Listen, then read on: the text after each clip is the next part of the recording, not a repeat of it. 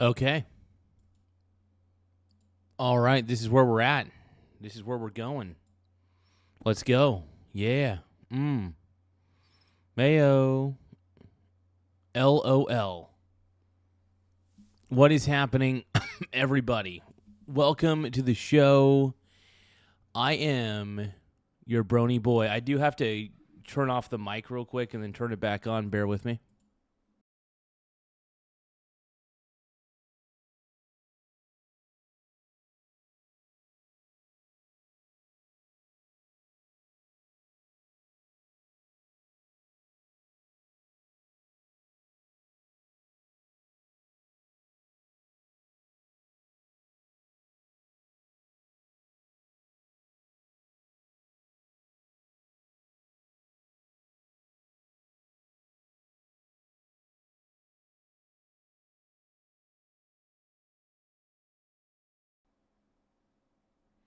Okay, cool. Here we go. All right, we're back at it, everybody. Juicy man thong, all day long in a juicy man thong. What's going on, everybody? Oh shit, TJ, you got some amazing news. What's up, man? What is going on, brony? My brony bro. I'm excited to hear the news, bro. Don't get me all pumped.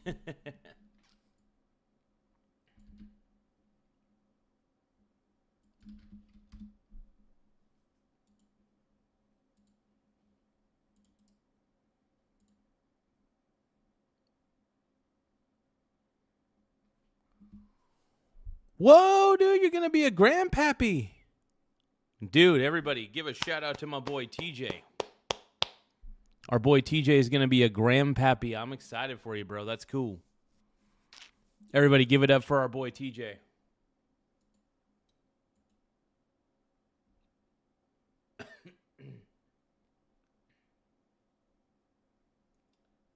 Give me just a second, TJ. I'm getting something all set up real quick.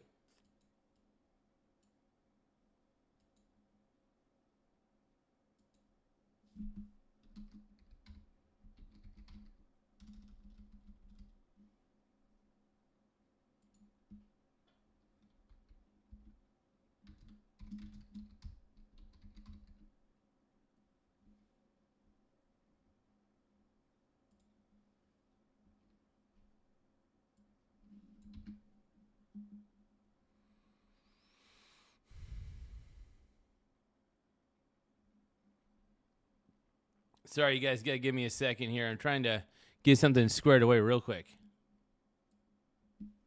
Dude, we got my boy ET in the house. What's going on, ET? Oh, yeah, my home dog. We got a lot of sexy men in the house. Oh, my God. Oh, my God. YOLO to the Rolo.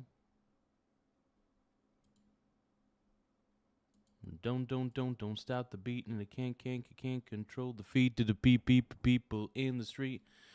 Come on, everybody, just move your feet. Don't stop the beat. I can't stop the beat. It won't stop the beat. To go. Everybody, though, one more time, congratulations for TJ. He is going to be a grandfather. That's amazing, dude. Congratulations, man. Hey, Annie, I don't know if you probably just missed the news. TJ is going to be a grandfather in December.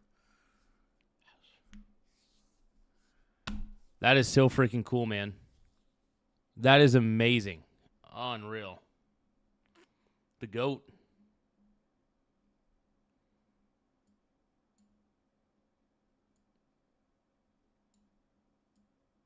Dude, I get to start calling you. I get to call. Now I get to call TJ Grandpa. Like, what are you doing, Grandpa? One moment, I gotta. My little timer's going off. Hold on. I'll get to the timer here in a second. You guys are probably gonna hear the timer for a few seconds. Sorry about that. I know, timer. Just give me a second. Thank you guys for being patient. I gotta put up a poll real quick.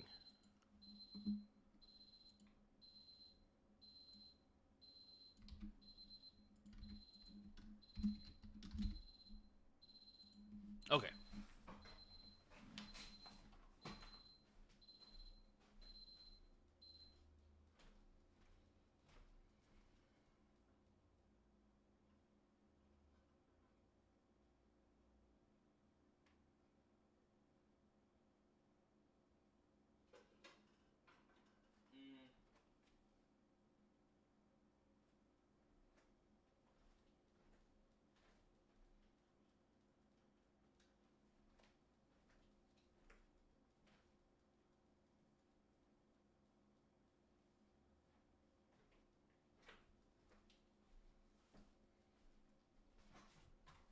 All right. Okay, I'm back.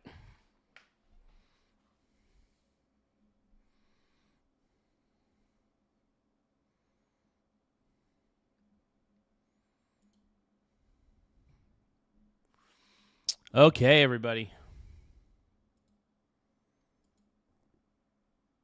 Papa T sounds good to me. Hell yeah, dude.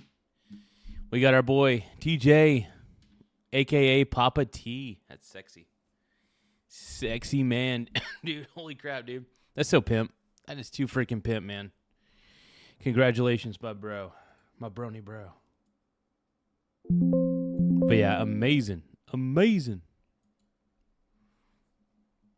All right, so let's watch the 5. We'll start us out with you the are 5. looking there at shocking new photos of suspected shooter Cole Allen taken in his hotel room just moments before he attacked the White House Correspondents' Dinner. The shooting marked the 3rd attempted assassination plot targeting President Trump in just 2 years. Crazy. And despite fresh calls to cool the rhetoric that puts a target on Trump's back, some on the left are digging in. And this is wild, dude. The left rhetoric. They're still doubling down. They're saying that, oh, our rhetoric's fine. No, it's not. You guys keep dehumanizing Trump, and in a lot of ways, putting his life in danger.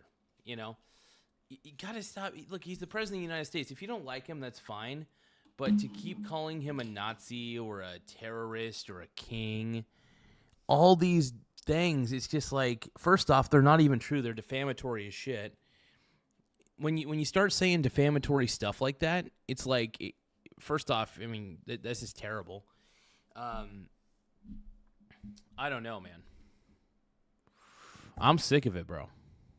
I'm absolutely sick of it. J.B. Pritzker, when reacting to the DOJ indicting Comey, somehow finding a way to accuse Trump of inciting violence. Unreal. This president is guilty of inciting violence, and now he's using the First Amendment. Wait, how is he guilty of inciting violence? What did Trump do? What did Trump do to incite violence? You gotta do better than that, bro. You gotta do better than that. Come on. He's going after people for exercising their First Amendment rights and claiming that they're the ones who are attacking people. This whole administration seems full of people who are just following whatever this demented president tells them to do. This is crazy. First off, Trump is a little bit of an asshole sometimes, but he never encourages people to start being violent. That's the difference. The left has constantly called for violence on this man, almost feels like 24/7. And whether you like him or not, he's still your president. For instance, I think Joe Biden was one of the worst presidents we ever had. I still, unfortunately, accepted him as that he was our president. I wanted him to succeed because I care about America. I don't give two shits about politics when it comes to that. All I care about is the success of America and the success of Americans and people being able to live fantastic lives. You know, and I want people to be able to have their freedoms. That matters.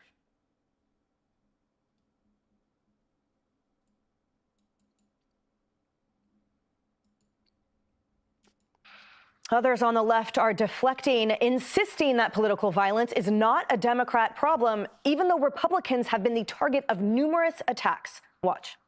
No one's legitimizing violence in any way. I have very little patience for this. Has the president faced 3 threats in the last couple of years? Absolutely. Is that abominable? Absolutely. Oh, Stephanopoulos, dude, you suck. What a chode, dude. He needs to fully admit that the left's rhetoric is a lot of the problem.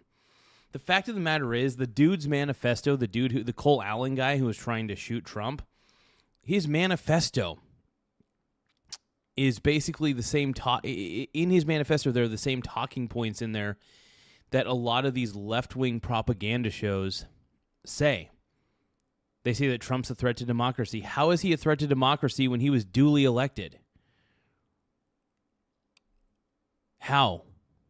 It's insane. If anything, it sounds like the Democrats are a threat to democracy because they don't, I mean, we're not a democracy, we're a constitutional representative republic. Either way.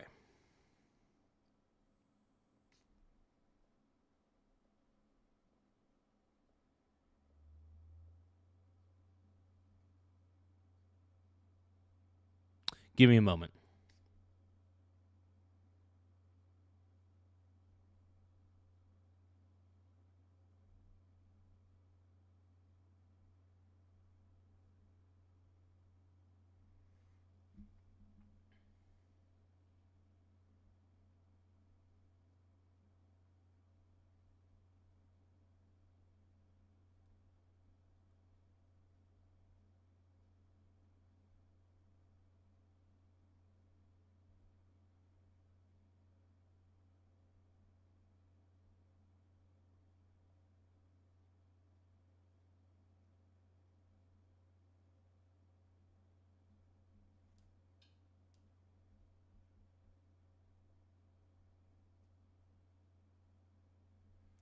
Okay, sorry about that. I had to get something set up. All right, let's keep going.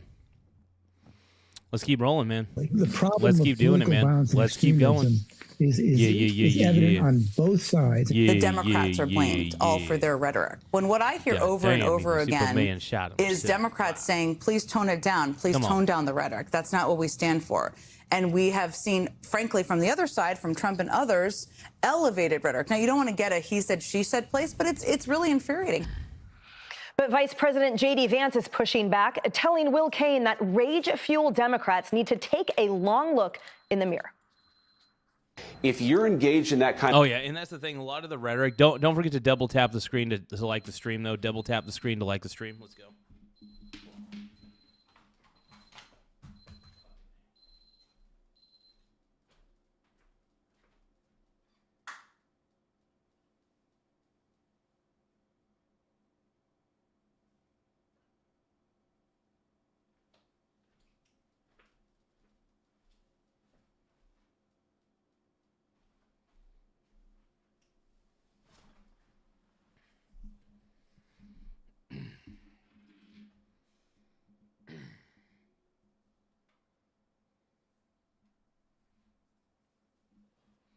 All right, let's keep going. Kind of rhetoric, you need to check yourself. If you're part of the left wing in this country, you got to look yourself in the mirror and say, why is it that so many of the people who are firing guns at their political opponents agree with my perspective and listen to the same sources of information that I listen to?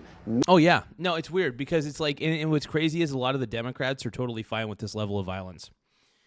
Look at TikTok. Go on TikTok at any time and you'll see that there's a ton of these fucking people that are just out of their mind.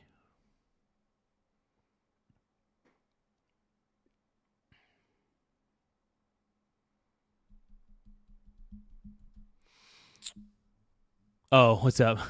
It's all good.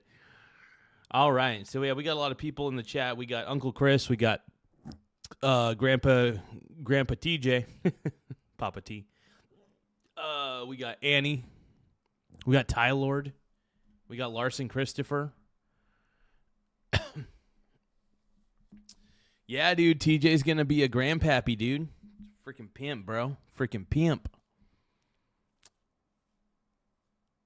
Now, I'm just going to start calling him grandpaps. Nah, just kidding, TJ. Just kidding. I don't want to make you feel too old or anything. But, dude, honestly, that's amazing. And you're not even that much older than me, so you're good. I don't think, TJ, I don't think you're that much older than me, man. I think you're just older than me by, like, maybe a few years, like just a couple or something.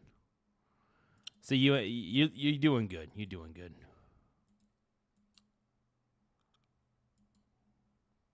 Maybe that suggests the left has got to tone down the rhetoric a little bit.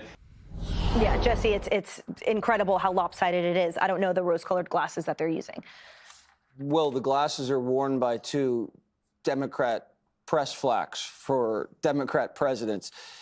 Where would they get this idea, Emily, that Trump is such a threat that he needs to be taken out? Where? Just listen to NPR. Just listen to CBS. Mainly MSNBC. If you listen to MSNBC or MS Now, it's basically the same. It's the same thing. Where would they get the idea that he's such a unique danger, a genocidal dictator like Hitler, who at any day could just kill everybody in sight? Where would they get the idea that he's mentally deranged and that the cabinet... Yeah, you're only 6... Dude, TJ, you're only like 6 years older than I am, man. Yeah, TJ, you're good, bro. You're still a you're still a handsome young man, man. And perhaps the military might have to do something about that. That he's already putting immigrants, innocent ones, in concentration camps and killing innocent fishermen. Where would they get the idea that he was a Russian traitor, a sexist, white supremacist who his slogan means really go back to when women and blacks couldn't vote? This isn't coming from the dark. Yeah, this is coming from mainstream media. Those quotes that Jesse just rattled off, that's the shit that's from mainstream media. Isn't that insane? This is like some mainstream media slop that you're going to see, and it's there. It is there. And look, Donald Trump's the man, one of the best presidents we've ever had. I firmly believe that he's one of the best presidents we've ever had. I know there's going to be a lot of people in the chat that are going to want to fight me for that, but I think he's the GOAT, dude. I think he's the GOAT.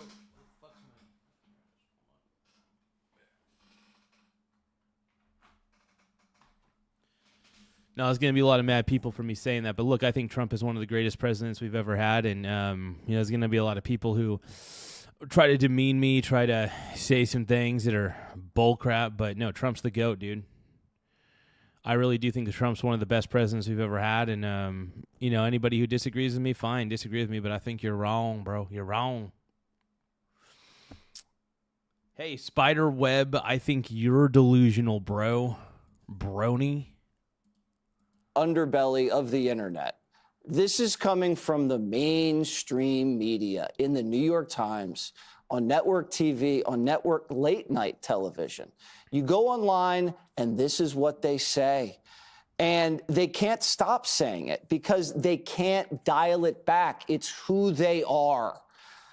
Everything they're saying defines everything about them. If you strip... Yeah, and that's the thing, man. A lot of these leftists, they say these terrible things about Trump, man.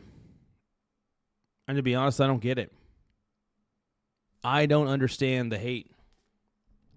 I try to get into that. I try to understand where that mindset comes from.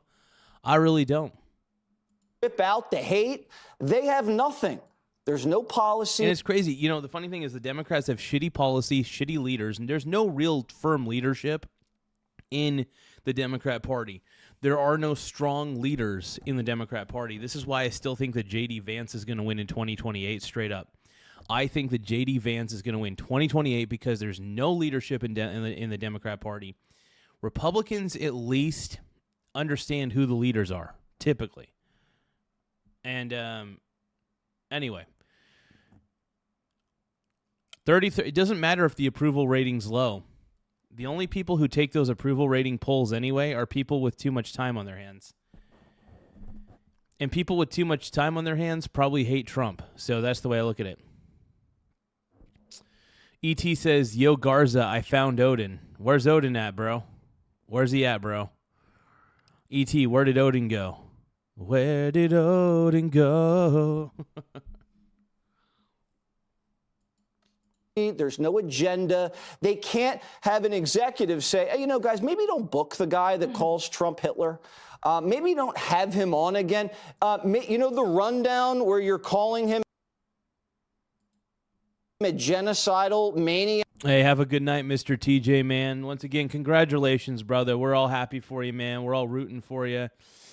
TJ's gonna be a granddad soon, dude. What a fucking stud. So I know TJ cannot hear your guys' round of applause, but let's give TJ one more time a round of applause before he goes to bed. Have a good night, brother. Make sure you guys subscribe to TJ's channel. It is at Stocks Family Farm. Once again, at Stocks Family Farm. Incredible fun content. He goes down to the local Coos Bay. Also, I'm proud to say he's a good friend. But he goes down to the local No Kings protests, and he goes down there and asks very intelligent questions. He is far more of a journalist than I could ever imagine myself being. So that's why I always want to say I'm just really proud of him for just doing all the. He's just an example of a good person who's doing the right shit, you know. And honestly, I see him as a role model. You know, he may not be that much older than me, but you know what? I still need role models in my life, man, and I do see TJ as a good role model, man. He's a good dude, straight up.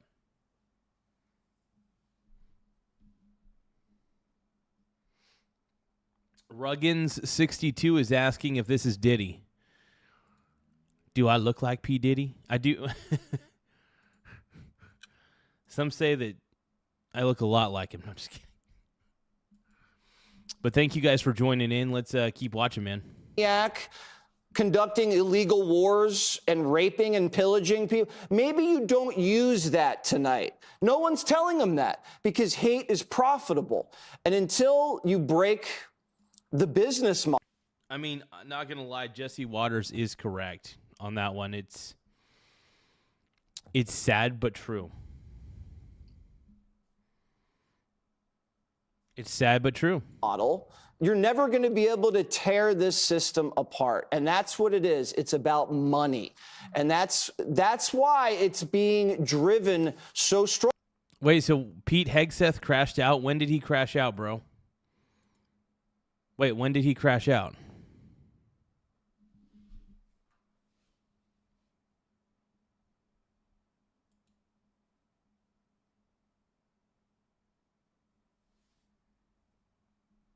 I didn't know my boy Pete Hegseth crashed out, bro. I don't think he did. I think you're lying. Make sure you guys double tap the screen to like the stream. Look, if you guys love Donald Trump as much as I do, please double tap the screen to like the stream. Once again, we're trying to get to 100 likes in 30 minutes. Once again, we're trying to get to 100 likes in 30 minutes. So please double tap your screen to like the stream. The more likes we get, the better. It pushes us out on the algorithm quite a bit. So like I said, the more likes we get, the better. Double tap your screen to like the stream. It really helps us out in more ways than one. So let's keep going, man. Strongly because the ratings are going down. And you can see as the ratings go down, the hatred and the insanity goes up, and it's going to reach a break. But yeah, like I said, we need more likes, everybody. We're trying to get to 100 likes in 30 minutes. So like I said, double tap your screen to like the stream. One more time, double tap your screen to like the stream. Let's go. Point pretty soon.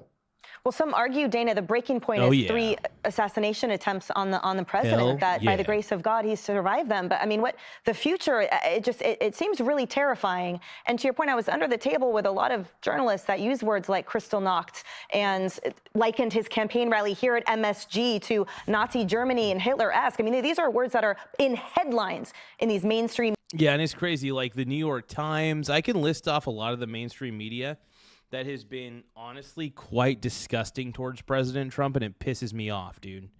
MSNBC, CNN. I call them the most mistrusted name in news.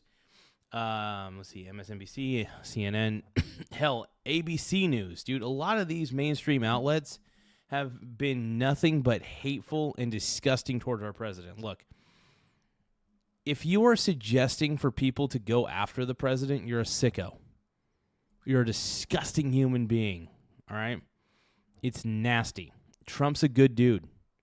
Trump's a better dude than you think he is, okay? So to anybody who thinks that they have the high ground, the moral high ground, no, you don't, dude. If you hate Donald Trump, that's not a personality trait, by the way. If your whole worldview is just hating on Trump, That's not a personality trait, dude. That's absolutely nothing. It just means you're lame as hell, dude. Media journalists. Well, unity was over by the time President Trump finished the press conference on Saturday night. But I really think in some ways, obviously there are people on cable news hits, but I was mentioning yesterday, but since this is a new group, I will say it again, because I keep thinking about where everybody is in the muck and in the soup. And there's the cable news, yes, okay, and the media, yes, okay. But where people are mostly getting information is online. And that is where it is really just disgusting, filled with conspiracy theories. Oh, yeah, it's pretty much just, I mean, like, you go into the depths of the world of online. If you go into, like, Reddit forums, you even go on YouTube. There's conspiracy theories everywhere about everything. If it exists, there's probably a conspiracy theory about it. So yeah, no, I think Donald Trump's one of the better presidents we've had, and all the threats against his life are disgusting and unnecessary. And I will continue to be a fan of Donald Trump because I just think he's a president who represents my interests quite a bit. Seriously, I think that he represents my interests quite a bit. And I do firmly believe that he's one of the best presidents we've ever had, and I stand by that judgment. I stand by the fact that I voted for him in 2016, 2020, and 2024. You may not like the way he presents himself. You may not like what he says, but he is one of the most effective presidents we've ever had. He's competent. He's everything that you'd want in a president. He's also, by the way, he's taken out two in 2 months. He's taken out Maduro and the asshole Ayatollah. You know what that means? In 2 months, he's taken out 2 dictators. 2 months, 2 dictators. It's a pretty good track record already. Hey, we still have Trump for about 3 more years. I'm excited to see what else he accomplishes, man. No, I love what Trump's accomplished. I really do. I think he's one of the most impressive presidents we've ever had, one of the best. And to those of you who don't like him, that's, it's kind of on you at the end of the day. You like who you like. I like who I like. If you guys can, though, don't forget to tap the subscribe button in the upper right-hand corner if you love Trump as much as I do. Double tap your screen if you want Vance 2028. Let's go. If you want J.D. Vance 2028 to win the presidency, double tap your screen and like the stream. And if you could, subscribe to the channel, too, by tapping subscribe. Let's go, dude. We're at 10. By the way, we're at 10,352 subs. Once again, 10,352. We've been climbing and climbing and climbing and climbing higher on the YouTube rankings. And I just want to thank you all for being a part of it, man. You guys are amazing. Probably talk about that in a little bit as well, as we did yesterday, as we should. The one thing I wonder about the Democrats is there's a lot of them who want to be president, and they want to run in 2028. So they keep doing the same thing over and over. Well, and that's the problem. All the people who want to run on the Democrat side in 2028 are grossly incompetent. Look at Gavin Newsom, for example. He wants to run in 2028. I think it's pretty obvious. He's hilariously incompetent. I don't even think he would win the primary for the Democrats. So I really don't have any faith in any of the leadership. No matter who gets chosen as the primary leader for the Democrats for 2028, I think that they're going to lose to J.D. Vance. I really do. I think they'll just straight up, flat out lose to J.D. Vance.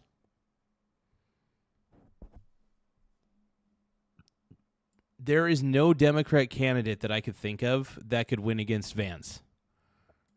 There's none. I can't think of one Democrat candidate that can actually contend with J.D. Vance, man. Yeah, no. Ty Lord says a literal king comes to the U.S. and libs shut the fuck up. Yeah, King Charles. You guys gave a standing ovation to King Charles in a congressional hearing. He's a king. I thought you guys don't want any kings in here in America, whether it's ruling or anything else. You guys are just, the irony, the hypocrisy of the left never ceases to amaze me. It never, ever, ever ceases to amaze me. There's just so much hypocrisy on the left, and it blows my mind.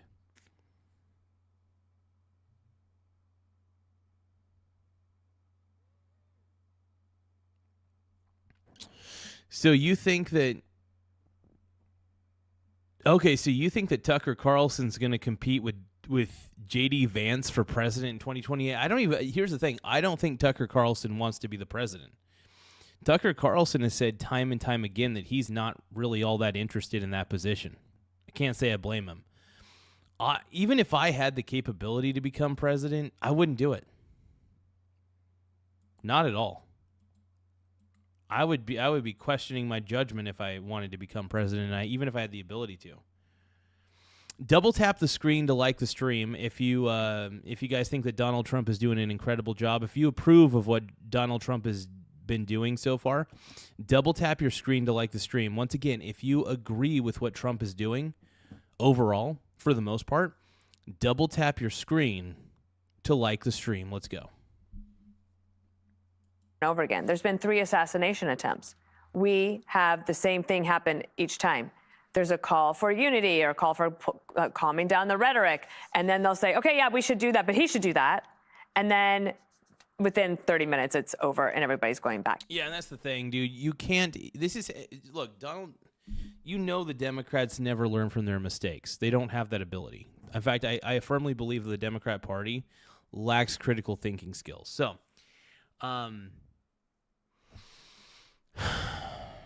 I'm tired of the Democrats, man. I'm tired of the rhetoric it's crazy. The hateful rhetoric, the terrible, hateful, awful rhetoric that's been coming out of the left has been coming out of the mainstream media, which even makes it worse. It's not coming from some fringe website like Reddit. It's not coming from it's not coming from Reddit. It's not coming from 4chan. It's coming from the mainstream media. Come on, man. Oh, it looks like Mr. Nate Dogg is sending a ton of gifts. He's sending sparkles. Oh, he's combining sparkles. Hey, Nate Dogg, love you, bro. Love you, brony. My brony bro, dude. Yeah. Oh, yeah. All right. Here we go. Okay, we just reached the gift goal. All right. So, as I promised, I did promise. Hold on.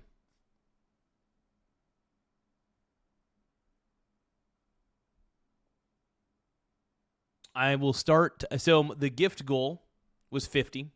Nate Dogg pushed us past the marker. And I am going to start talking about I'm going to talk about investing for 10 minutes. We're going to talk about investing for 10 minutes. Now, granted, give me a few moments.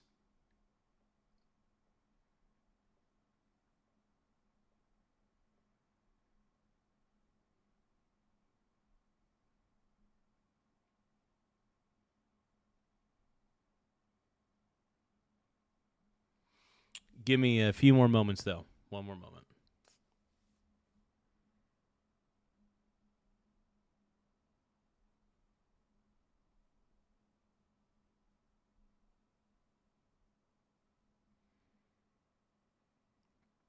Sing about investing for 10 minutes? Oh, God. Maybe.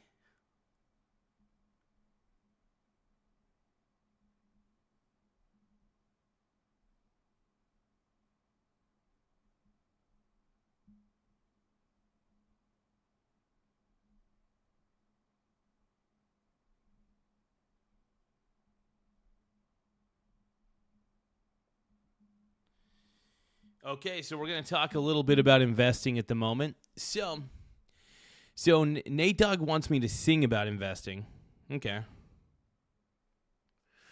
Well, I can't talk about it, but I can sing about it.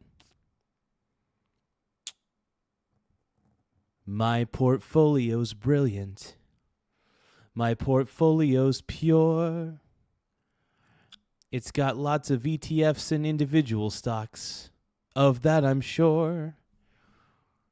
It's diversified, and I'm probably invested into Subway.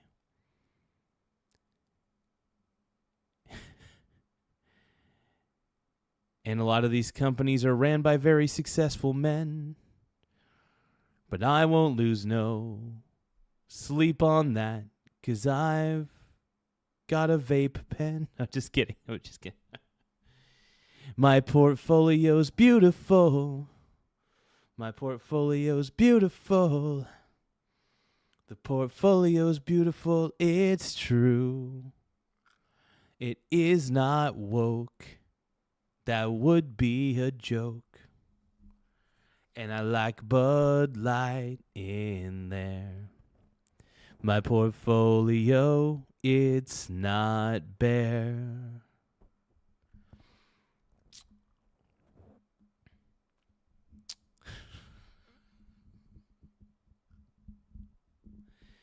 An ETF caught my eye as it was going dry.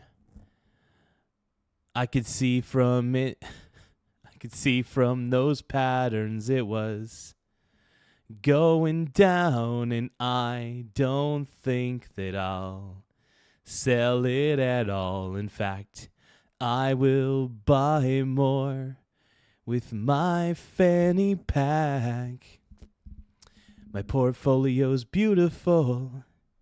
My portfolio's beautiful. My portfolio's beautiful. It's ran by Bleep.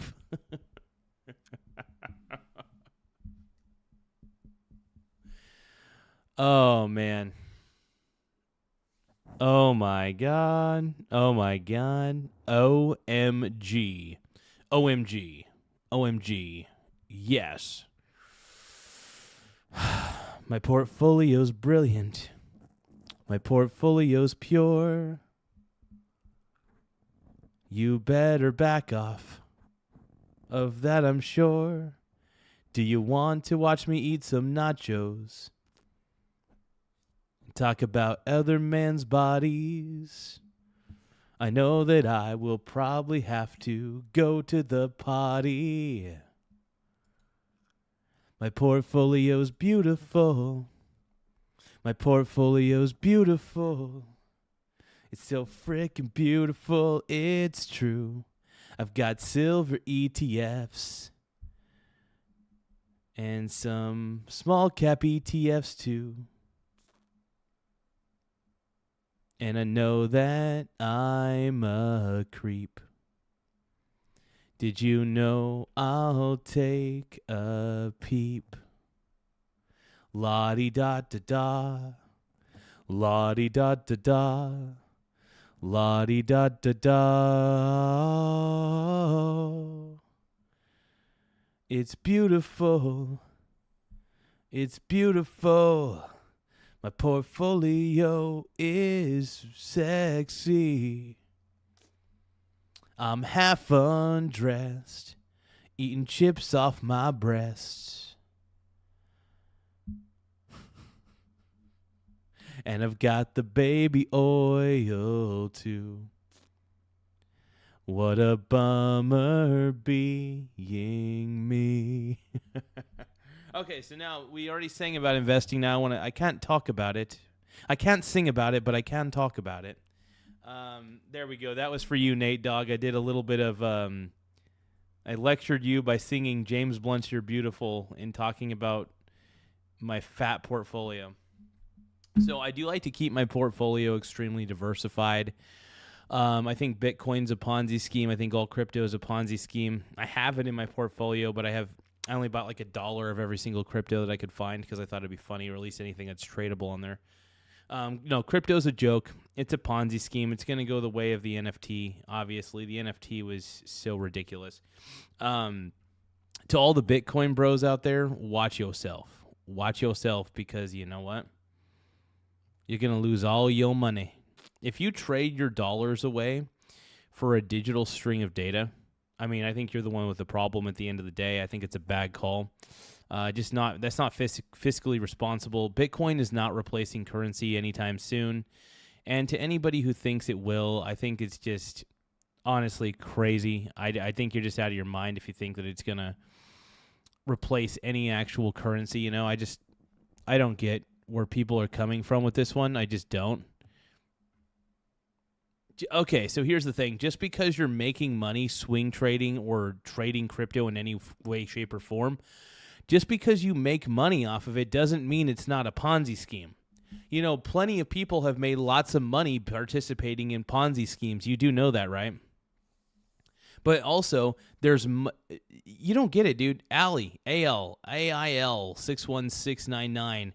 You do realize that if you are participating in crypto, you're participating in a Ponzi scheme. Now, if you make money off of it, that's fantastic.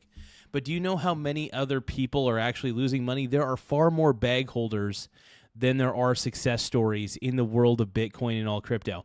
Don't even get me started, dude. You're participating in a damn Ponzi scheme. No, I'm not shutting up, bro. Hell no. You're the one who doesn't understand. You don't understand intrinsic value.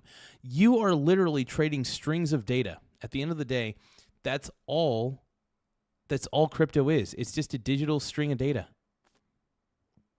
I'm not a crying leftist. What the hell, bro? I'm not a leftist. I voted for Trump in 2016, 2020, and 2024. I just think that crypto is a grift. Hey, by the way, I love Donald Trump as much as the next guy, but I don't love his obsession with crypto. I think crypto is dumb. The only reason I'm obsessed with this is because I like to bag on it, dude. Crypto is stupid. And I just wonder, is there a Democrat out there who is smart enough to say, I'll do something different, Mr. President? Oh, no. Here's the thing about the Democrats is they want to double down on their idiocy.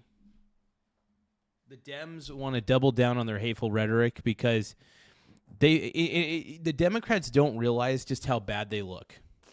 The Democrats are not self-aware. Nate Dogg says basilisk is love, basilisk is life. The only thing I love is ChatGPT. When it comes to software, I love ChatGPT. ChatGPT is amazing. My boy Ty Lord says yes. Okay, you guys, you know what I'm going to do? I'm going to eat some nachos in front of you while I talk about investing, okay? So I'm going to get some nachos. Hold on.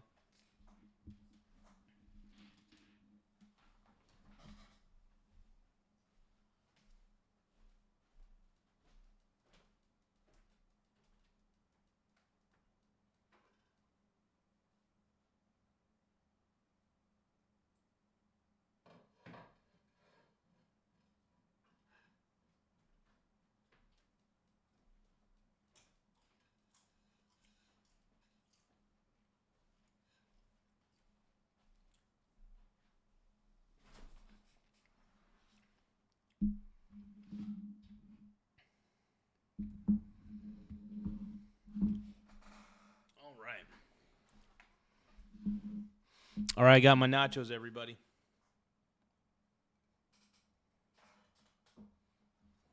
You guys ready for this?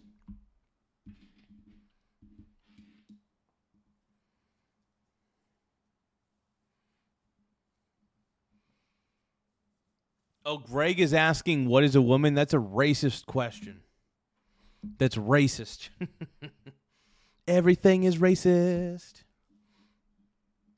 Everything is cool when you're part of a team. Everything is racist.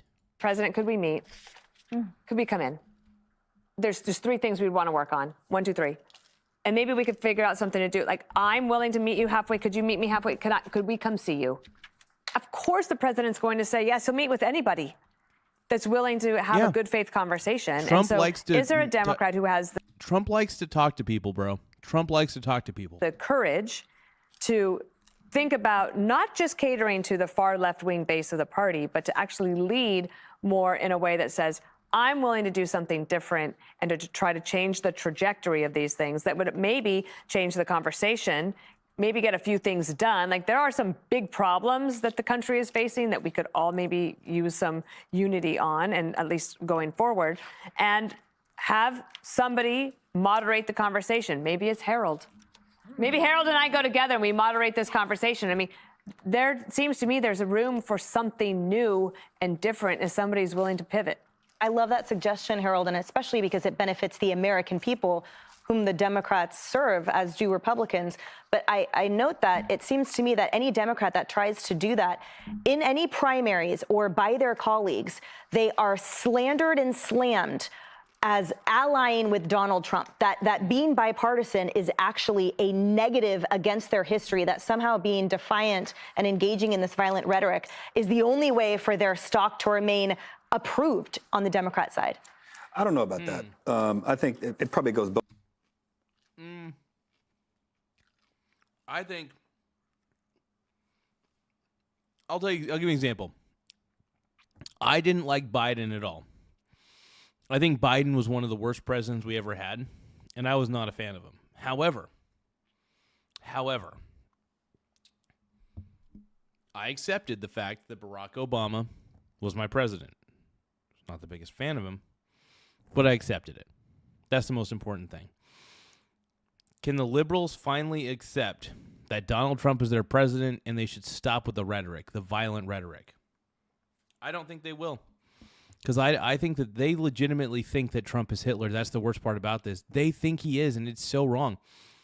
Trump is the best president we've ever had. Both ways. It may, you see Tom Massey and others who... Okay, maybe not the best of the best. There's still Abe Lincoln and George Washington, but, I would say Trump is in the top 5. Different with the president. They face some primary challenges. But it's good to be with everybody. I hope you guys had a great time at the dinner celebrating our country in the 250 years. I'm reminded of King Charles as we talk about this because I thought his speech yesterday was outstanding. I wasn't on the show yesterday, so I didn't get a chance to comment. The seriousness of the speech, the way he appealed to the best of us, and even when he talked about his differences and our country's differences, he talked about it, whether it be NATO or other things. He talked about it with such calm dignity. In a sense that a belief in sharing with the American people, those who follow these things closely or those who don't. I think sometimes we're so invested in some of these conversations and some of these narratives and arguments that we can forget that a lot of Americans, if not the overwhelming majority of our audience, are working their tails off and watch us for a little news or for a little entertainment or for both. And yesterday, a lot of people were being introduced to him. And I thought the way he talked about our differences, the U.S. and the UK on NATO and other things was so great. Now, I've said my piece on this issue. And I think that, and I'll just repeat the highlights of it. I think that if we don't accept the fact that we're all drowning in all of this rhetoric, the negative rhetoric, I don't doubt, nor do I dispute that Democrats are probably the biggest generators of it now, the negative thing. Oh, yeah. You constantly hear it. Democrats go crazy. They're crazy. The awful things. But Emily and everyone around the table, I'll remind us, we are steeped, unfortunately, in a tradition of violence in our country, and even political violence at times.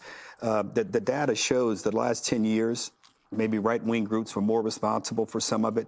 In the last year and a half, this is just the data, the last year and a half, Democrats or the left-wing leaning groups have certainly been the biggest agitators. And according to the data, more of it is coming from left-wing or Democrats and others. Exactly. Democrats need to get their crap together, dude. Democrats need to get their crap together, dude. Get it. Now, I take no solace over the last 10 years or contentment or inspiration because the violence may have been coming from right-leaning groups, nor should anyone take any solace because it may be coming from left-leaning groups. We're all going to be devoured by this rhetoric if our political body and political system is unable to function because as I said the other day, there's a rot in our country. But I want to be clear. I'd go with Dana anywhere. Dana asked me to go to talk about politics and to talk about trying to solve things, because I think at the end of the day, if all we do, and I tried to say it yesterday or 2 days ago, if all we do is retreat to a crouch saying it's them, they're the problem, then we're not going to solve the problem. There's nothing wrong with saying it's them to try to let everybody know that they made a mistake. But if it's them because we're getting some contentment or satisfaction that it's not us, I think that's a dangerous thing. So, Dana, I'm signed up with you. If they would let us in at the White House, I'm with you. Where are we going? And, Greg, we're learning that the right-wing extremist violence was actually funded by the left-wing extremists. So that it seems to be that per your point, recently it is. The SPLC, dude.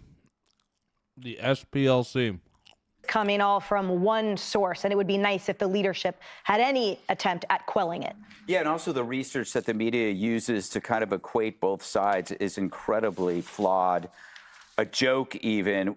I mean, I could just list the types of crimes, whether it is ambushes, We remember the ambushes. We remember the sustained rioting, the sustained looting, the attacks on government facilities, the attacks on law enforcement, businesses, individuals, religious institutions. It's like something nearly 500 in the past, I don't know, 7 years that could be linked to the left, one to the right, January 6th. And that has been exploited. We know that. I am going to say let's just ignore the rhetoric. We're never going to get past that. The rhetoric thing is done. It's a tradition in America to say bad things about people. So why don't we just ask who's guilty of the violence? You know, that's the avoidance that we're seeing in the media. What they're trying to do is they're trying to get us into the battle over rhetoric. Well, you guys do it too. Well, I do it too. Okay, then let's just find out what.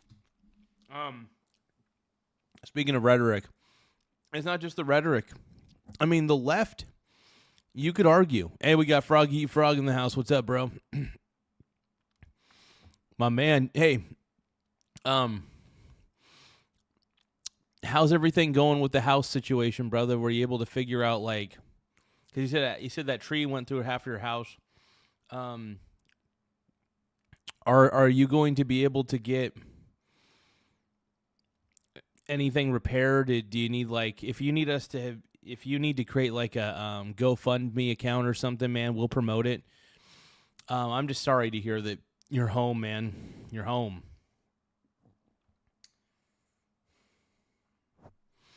Because I know you're a good dude, Froggy Frog. I love you, dude. You're a sweet man.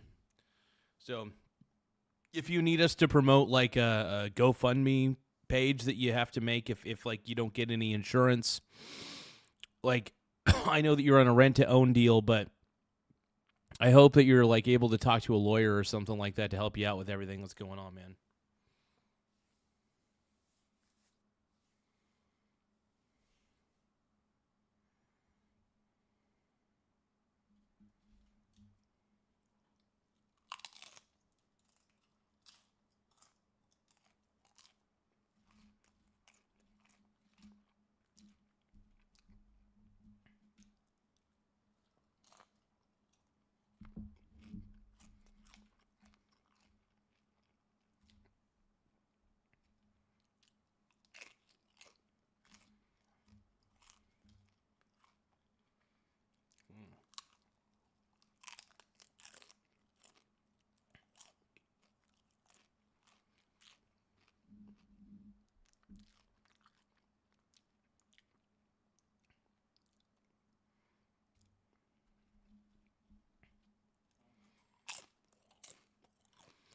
I'm eating the rest of my nachos, guys. Hold on.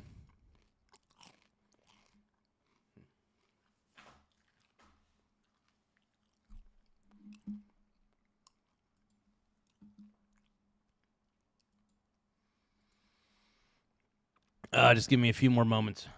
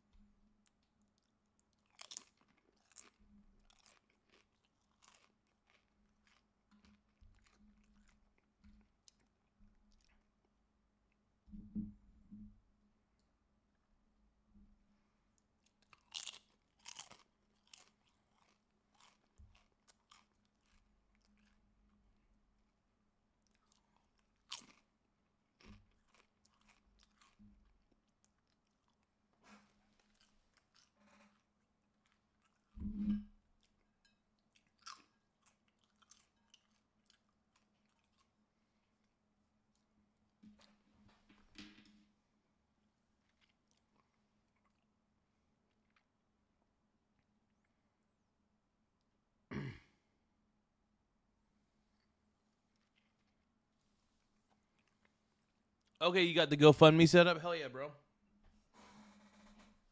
Let me find it real quick. I gotta pull up the Discord. Bear with me for a few moments. I'm gonna pull it up and I'm gonna try to just put a link out.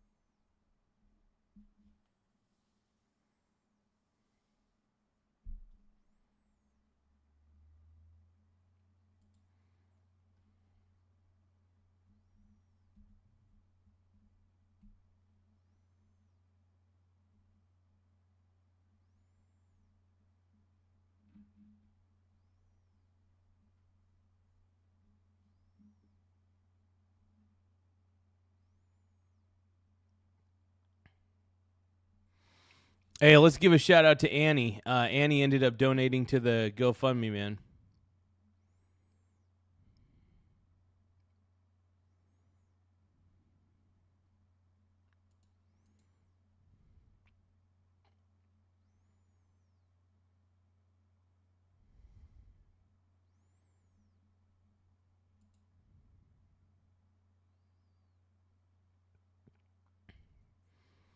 Hey, do you want me to? Hey, Annie, whoa, $146. Hell yeah, dude. Everybody give a shout out to Annie on this one. All right, so I'm going to put a link. Let me try to find that link one more time. So there's the GoFundMe. Okay, so it's a short URL.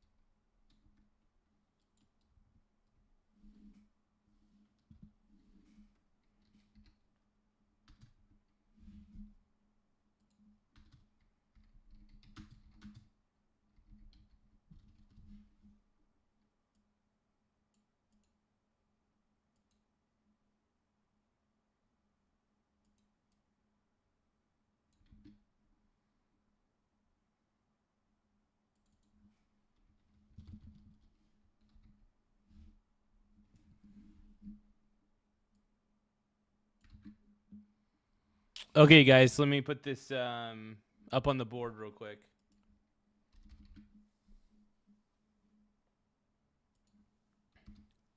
So if any of you guys want to help Frog Eat Frog in the situation he's in at the moment, man, I'm going to pin this and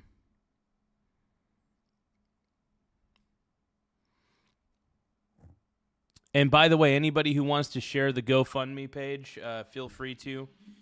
We're trying to really help our boy Frog Eat Frog on this one. And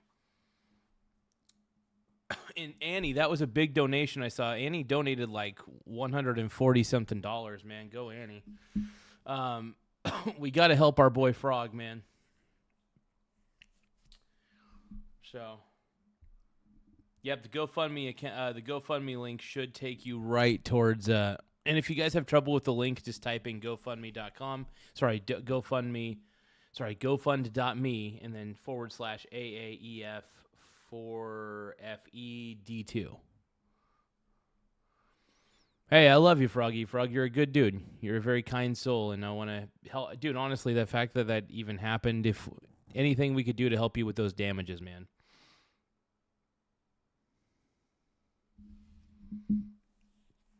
It just sucks that you have to go through it, bro. But you don't have, we're going to try to help you out on this end.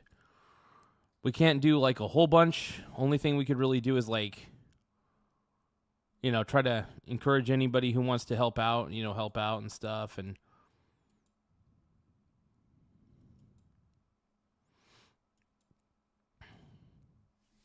I am, I'm looking at the photos on the GoFundMe.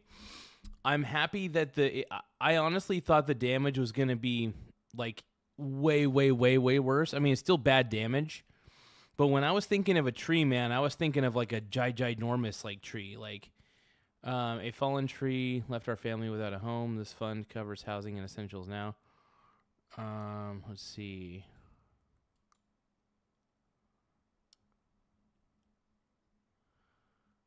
Give me a second, you guys.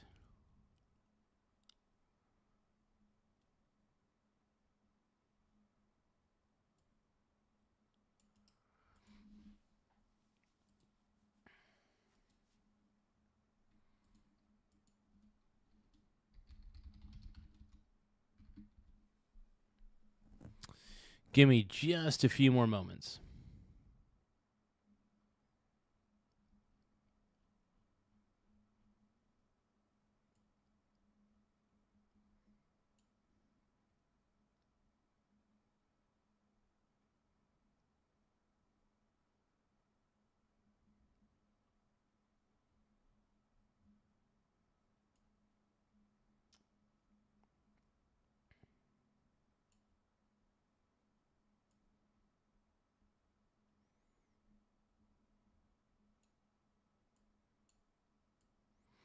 Checking something real quick here.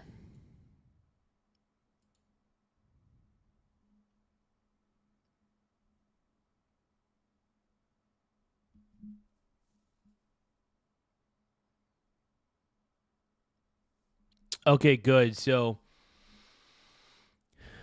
okay, good. Good. I'm just happy. I'm happy that you may be on the right path with this, though. We still want to help out in any way because those damages are not easy to deal with without a little bit of dough. Even if the owners happen to have insurance and stuff like that, but hopefully the actual owners in the home can actually help out in some way. Be a squeaky. Hey, frog eat frog. Make sure that you're a squeaky wheel, man. Make sure that you're a squeaky wheel, brother. Okay, that's the key.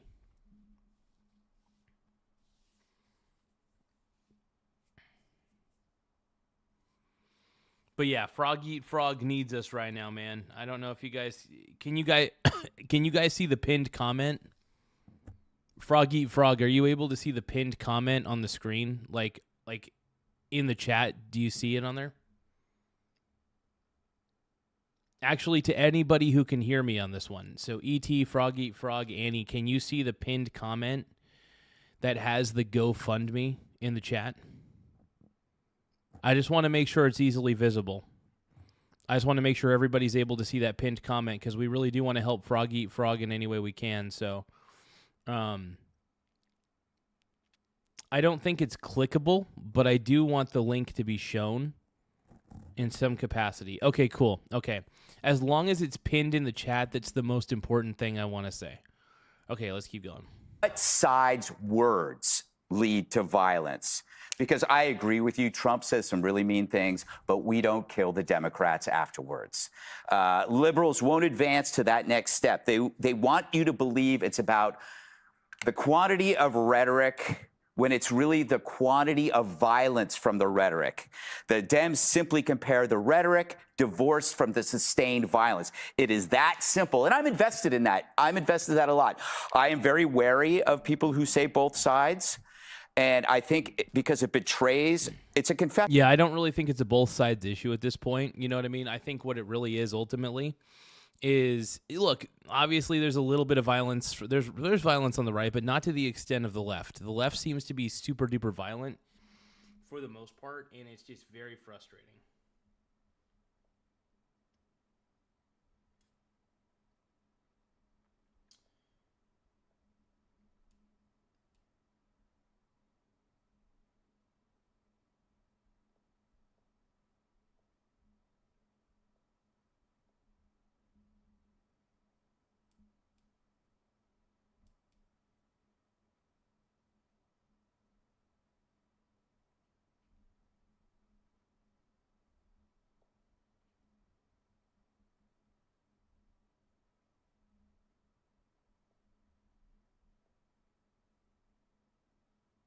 But yeah, no, I'm glad we could help Frog Eat Frog on this one.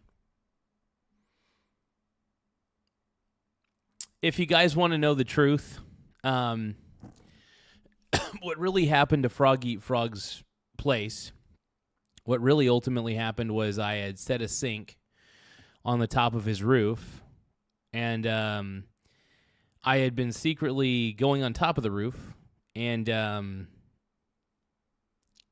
doing you-know-what in the sink.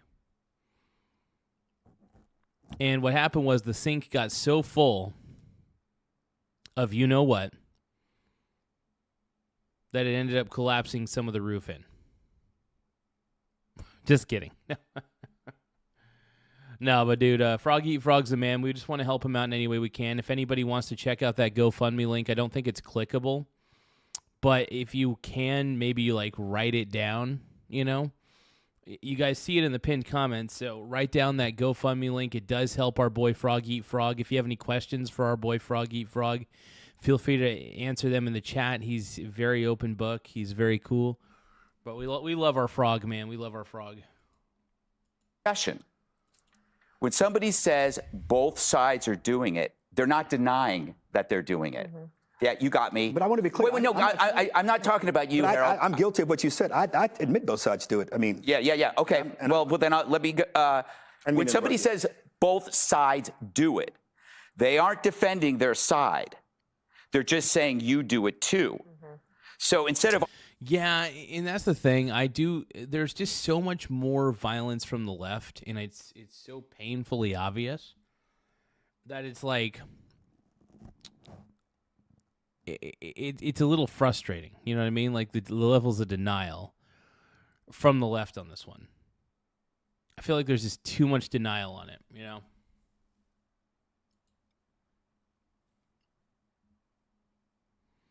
That's my take on it.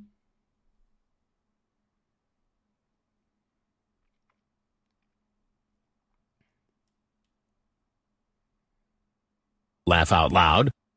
Right-wing extremist attacks account for roughly 75 to 80% of U.S. domestic terrorism deaths since 2001. Charleston, Tree of Life, El Paso, Buffalo, I'm OKC. I'm not buying that, bro. I'm not buying that. I'm not buying it, bro. I'm not buying that, Starch. I just don't.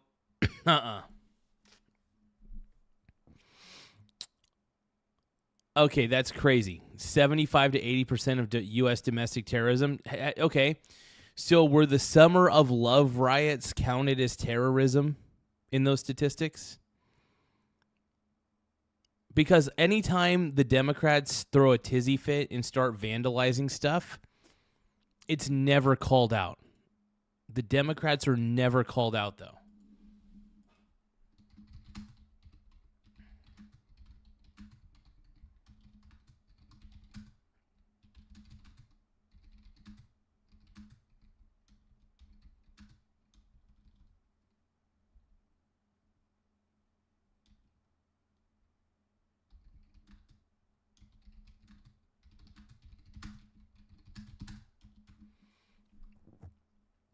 I don't know, man.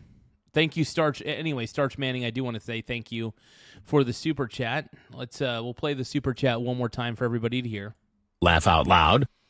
Right-wing extremist attacks account for roughly 75 to 80% of U.S. domestic terrorism deaths since 2001. Charleston, Tree of Life, El Paso, Buffalo, OKC. I don't trust those stats, man. I do not trust those stats.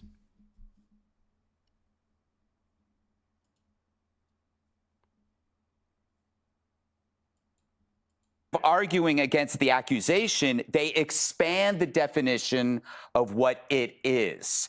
So I'm just talking about violence, okay? That was created by political instruction to do so. By all means necessary, eliminate. But they said, well, you call Democrats communists. You call them losers and creeps. Not the point. I'm just talking about the sustained violence. So when they say on both sides, they are basically just shifting, I hate to say goalposts, but they're changing it. My last point, then I'll shut up. We're all familiar with the broken windows theory, where visible signs of disorder create a lack of societal control, and that encourages for more and more serious crimes. Where did this left-wing violence come from? Well, how many instances have we seen in the last 10 years where conservatives were targeted on campus? Pro-lifers get attacked, Riley Gaines gets swarmed, speakers are mobbed. It's crazy the amount of violence that happens from the left. It really is. And I feel like it just happens far too often. You know what I mean? And the left goes after people individually, too. Antifa will dox people. Antifa will make people's lives incredibly miserable. And it's ridiculous, man. Absolutely ridiculous.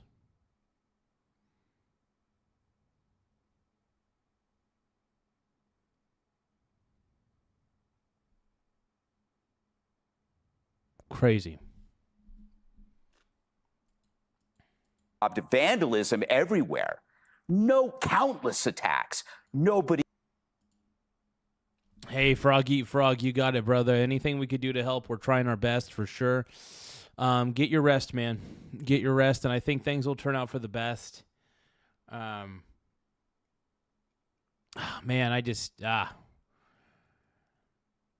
But just take it easy for the night, all right, man?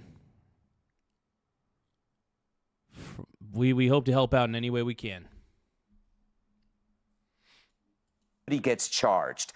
Tolerance towards that violence was the broken window theory that now makes it seem to younger people, young men, that violence is now more acceptable. It's the same kind of incubation you see on city streets, where, vandalism, public urination then leads to mugging. So that's a really good point, the broken window theory on political violence. But Greg, just for back when years ago. I don't think I'm very familiar with the broken window theory, though. I understand in the context of what he's saying, but I'll have to look into that theory a little deeper. That's a fascinating theory. Greg is a well-read individual, by the way. Like, that's the one thing people don't give Gutfeld enough credit for. The dude is an extremely well-read individual. There were people who were pro-abortion, people who were for abortion who were being attacked. You had abortion clinics being blown. My only point is, I'm not denying that the violence is probably worse on one side today than it was before. But we can't ignore the fact that violence has been a part because rhetoric has led them to it. What I'm saying is, I'm not comfortable, and I'm not saying you are either. I'm not saying it's okay if it's the Republicans doing it, I'm not talking about you, and I think Harold. some people, and I'm not talking about you. I think some people are okay with it, saying it's them.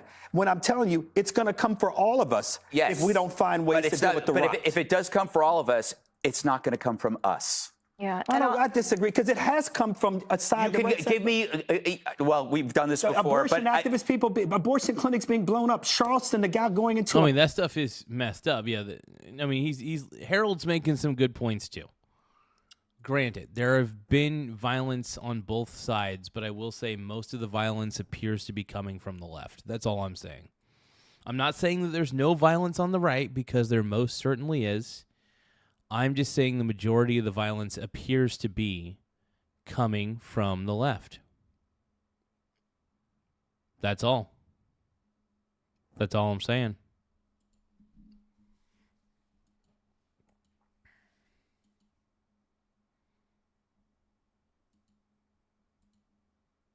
AIL just left the most low IQ comment I've ever seen, saying, broken window, don't live in a glass house, stupid. Are you an idiot? You do realize that there are homes that have windows and windows are made of glass. Are you fucking kidding me, dude? AIL, that is the most rage bait comment I've ever seen in my life. Either you're an idiot or you're rage baiting. I'm going to choose both. Oh, you're probably, I don't know. Some of these people, man. Some of the leftists that come in my chat, dude, and give like these low IQ ass takes, those low IQ takes in the world. Crazy. prayer group and saying, I'm killing you because you're black. Do you want me to go through the 500 examples? No, but Greg, I think it goes to his word. You don't like the words. It's both sides. And to me, what both sides means is America. We've got to solve this for America. I think we're talking past each other. No, I think we're talking to each other. I'm going to talk. You know what? I'm going to talk behind your back. I'm going to talk about you. If you just are talking about political violence, though, graduation matters. And when you talked about those words, when you said loser, when you said creep, when you said communist, those aren't words that put death targets on people's back. Name me one Republican president that has not been called a Nazi. You can't name one. Well, that's the issue on the left, and that's what puts targets. What did they call Republicans before Hitler? I don't know. Mean-spirited. Awesome. Be sure to like and subscribe for all the Fox News latest on YouTube. That's interesting stuff, man. Interesting stuff, bro.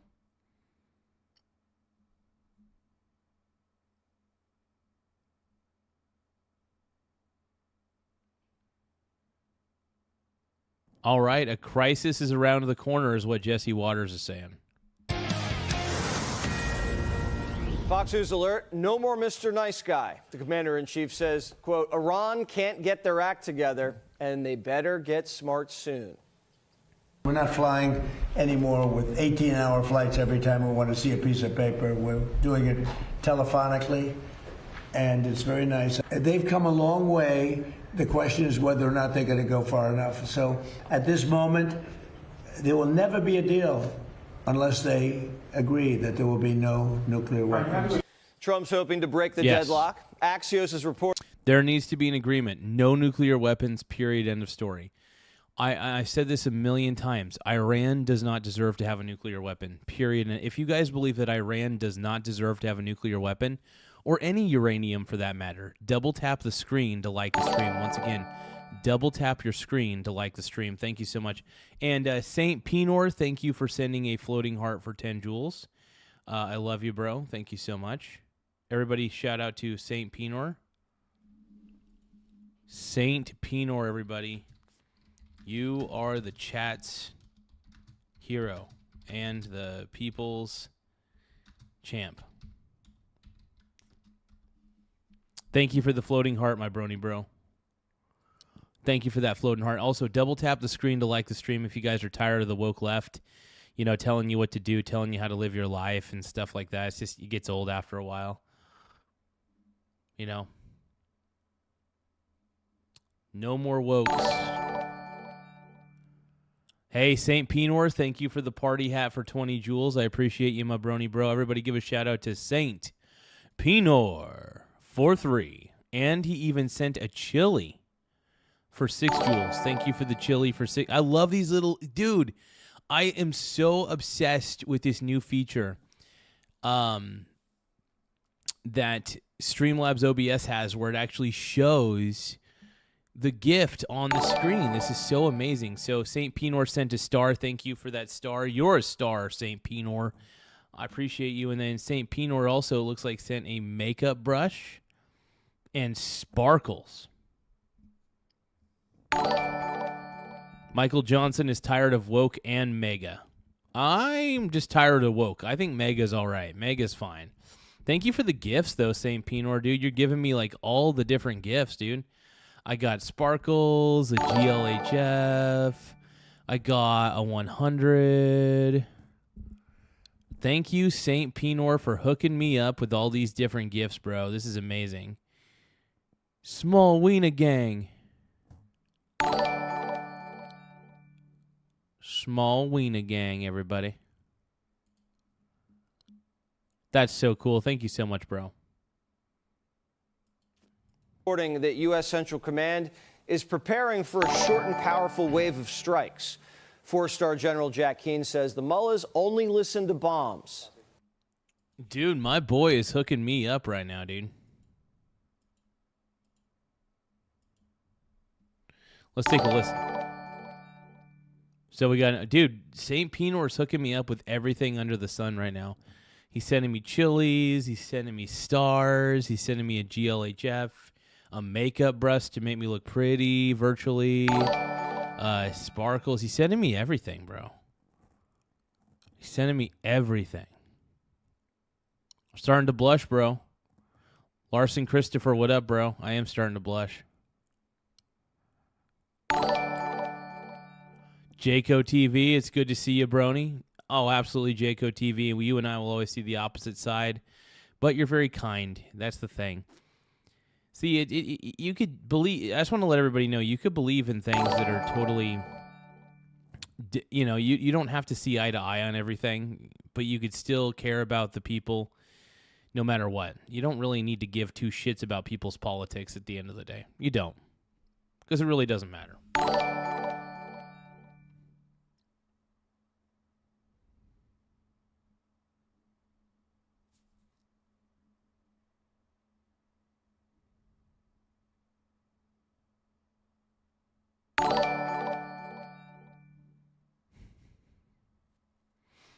Yeah, I appreciate you guys. Let's keep going. The people running the regime, their only objective is to survive and stay in power. The amount of economic peril that the blockade... I love you, St. Pinor. You're the man, bro. ...will put on Iran is real. Eventually, it could cause an economic collapse. But they don't care. Yeah, I wish the world could just... I wish more people could accept that not everybody shares their viewpoint, And that's the thing. I love standing on my soapbox, but I could never imagine forcing people to believe what I believe. That just sounds awful. I don't think anybody's a bad person for not believing what I believe. I really don't. I think you're a fine person one way or another. So, yeah. We live in a world where politics has become identity, and that's a bad thing. You do not want politics to become identity. Care about the suffering of their people, whether the electricity is on or whether there's long gas lines or other economic plight that the people will suffer. They will not give in my judgment. What we need to do is finish the objectives. The latest Iranian proposal, they say they'll open up the strait if we drop the blockade. But we'd also have to negotiate the nuke dust later. Trump says, are you crazy? What do we look like, John Kerry? Pete says the Navy's not backing down to a bunch of pirates. What they're doing right now is effectively piracy. It's terrorism. It's threatening international shipping. Yeah, it is. Absolutely. And we don't negotiate with pirates. Exactly, Mr. Pete Hegseth. And our blockade is signaling to the world that we actually control that strait. The president says the blockade is, quote, somewhat more effective than the bombing. They're choking like a stuffed pig, and it's going to be worse for them. 20 Iranian ships filled with oil and cargo are stuck in a Persian port growing cobwebs. This world-class blockade has already turned around 42 vessels. This week, U.S. Marines boarded a commercial ship. No, but this is insane, man. I mean, what's happening is so kind of crazy at the end of the day, At least that's what I think. That's what I believe. Annie sending happy poop yum yums. Thank you so much, Annie. Oh, damn. Annie's comboing the happy poops, dude. She's comboing hard. 16 happy poop yum yums. 18, 19, 20 maybe. 21, 22. Damn, dude. Thank you so much, Annie. I appreciate all these happy poops, man. I appreciate them. Happy poop yum yum. Happy poop yum yum. Happy poop, happy poop, happy poop, yum yum. Happy poop, yum yum. Happy poop all day long in a juicy, juicy, juicy, juicy, juicy man thong.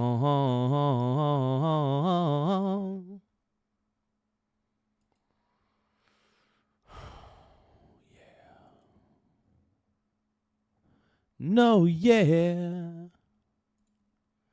'Cause I'm in a juicy man thong all day long. Every single day, all night, all day. I'm in a juicy man thong, hey, hey, hey.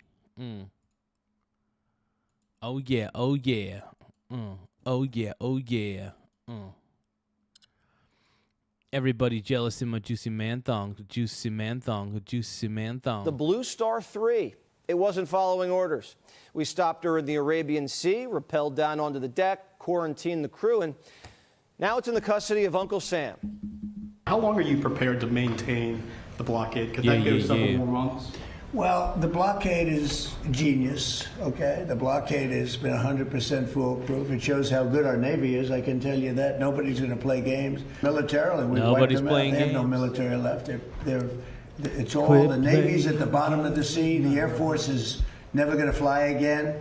We've got an amazing military. Now they have to cry uncle. That's all they have to do. Just say, baby, we give up. The Uncle love in Iran that we is had Amu, was so in case strong. the gay Ayatollah gets cable.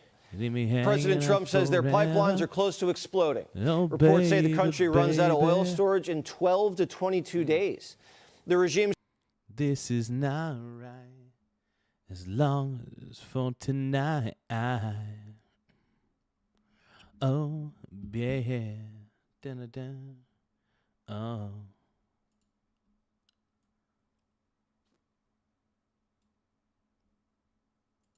Show me the meaning of being lonely. Is this the feeling I need to walk with? Tell me why I can't be there where you are. There's something missing in my heart. Life goes on as it never ends. Eyes of stone observe the trends. They never say, forever gaze upon me. Scrambling to bring back old tankers from the dead. A decommissioned 30-year-old ship was just seen for the first time in years. Right now, they have over 60 million barrels of crude that they can't sell. That's $6 billion rocking on a dock. Treasury says it's only a matter of time before Iran won't be able to drill, baby, drill ever again. And a gasoline crisis is around the corner. Iran's economy is starting to look like Zimbabwe. The inflation rate, are you ready? 70%. And their currency, it's like over $1 million reals for a cup of hummus. The military's killed the country's Wi-Fi, so you can barely run a business. And you know Persian rugs? Can't sell them. The Persian rug business is going belly up. 90% of the economy's oil, the rest, rugs and pistachios. But the military doesn't care as long as they get paid. But the IRGC just missed payroll. Operation Economic Fury sanctioning Iran's shadow banking industry. These illicit webs of underground transactions, they kick back money to the Guard from oil and arms trafficking. Well, Scotty B's liquidating their golden parachutes. The retirement funds that they thought that they had outside of Iran, we are freezing. We're holding those for the Iranian people. Same with all their villas in the south of France and all over the world. And we are going to... They're going hard, man. They're going hard.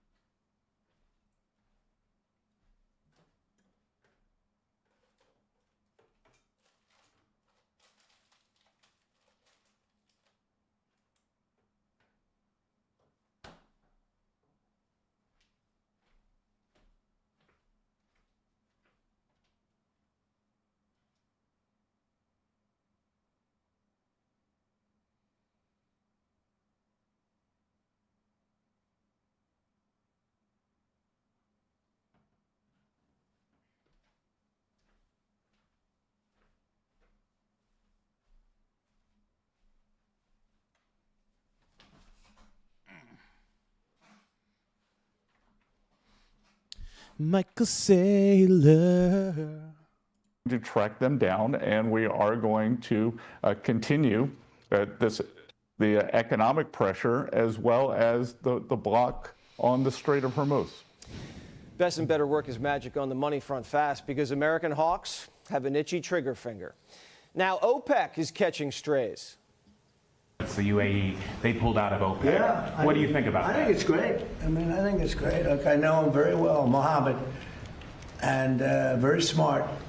And he probably maybe wants to go his own way. That's a good thing. I think ultimately it's a good thing for getting the price of gas down, getting oil down, getting everything down. This is good. Trump breaks OPEC, man. And hey, I trust Trump's judgment. If he says it's a good thing, I mean, he's got far more experience in the business world than I do, especially dealing with oil from time to time. His expertise is more so real estate, but he also has a lot of people in his corner that know a lot about like the energy business and the oil business and stuff and all that. Oh, I realized that we met our goal. Hold on. We met our gift goal. Hold on.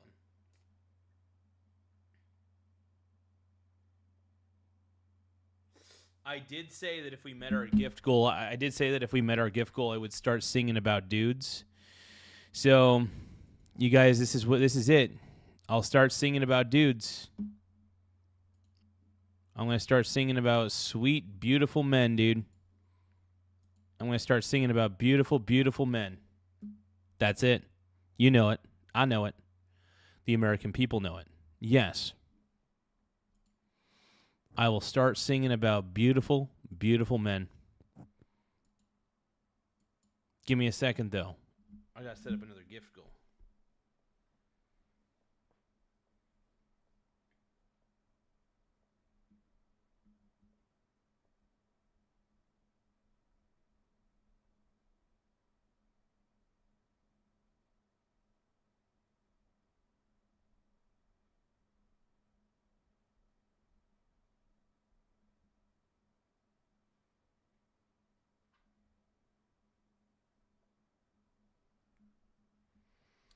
Okay, so I got to sing about dudes now. Oh, oh, oh, oh, oh, oh, oh, oh, oh, oh, oh, oh, oh, oh, oh. Everybody knows that I think Donald Trump is the man. I think he's so cool, and everybody's jealous of him right now, right now.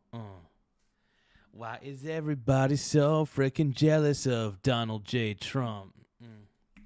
Oh, yeah. You're all so jealous because he is the most effective president of all time. Is it a crime to be so competent? He is the greatest president. Everybody's jealous of his abilities. Everybody loves Trump. Everybody thinks Trump is the man. All right. Everybody knows it, and they know I'm tight. They know I'm tight. They know I'm tight. They know I'm tight. Oh, yeah. I like Joe Biden. He looks good because I'm riding with Biden. Everybody wants to know what I mean. Joe Biden, he is super lean. He is the greatest president of never. He is not the greatest president, but I respect him. Joe Biden loves me. I hope he loves me. He doesn't love me, but I think he is cool. I think he is the man. I think you know what I am talking about. You know, man. I know that you is jealous because I love Trump like that. I think he's pretty cool. Everybody thinks Donald Trump is the man, even though you are thinking about him. Everybody's thinking about Donald J. Trump. Donald Trump is the man. You better watch yourself. Donald Trump is the man. Oh. Donald Trump is the man. You better freaking watch yourself. Donald Trump is the man, yo. Everybody jealous of the POTUS, my GOATist. They know that he's the bestest of them all. You better watch out. You better not cry, because you don't really know that I'm that kind of guy. Everybody shake your booty right now. Everybody twerk on the ground. Everybody shake your booty right now. Everybody twerk on the ground. Everybody's going to be twerking all day long in their juicy man thong. Even if you're jealous of me. Everybody's jealous of my pussy. Everybody jealous of my mussy. Everybody wants to know. Everybody wants to go. Everybody thinks it's so. Oh. Everybody wants this. You can.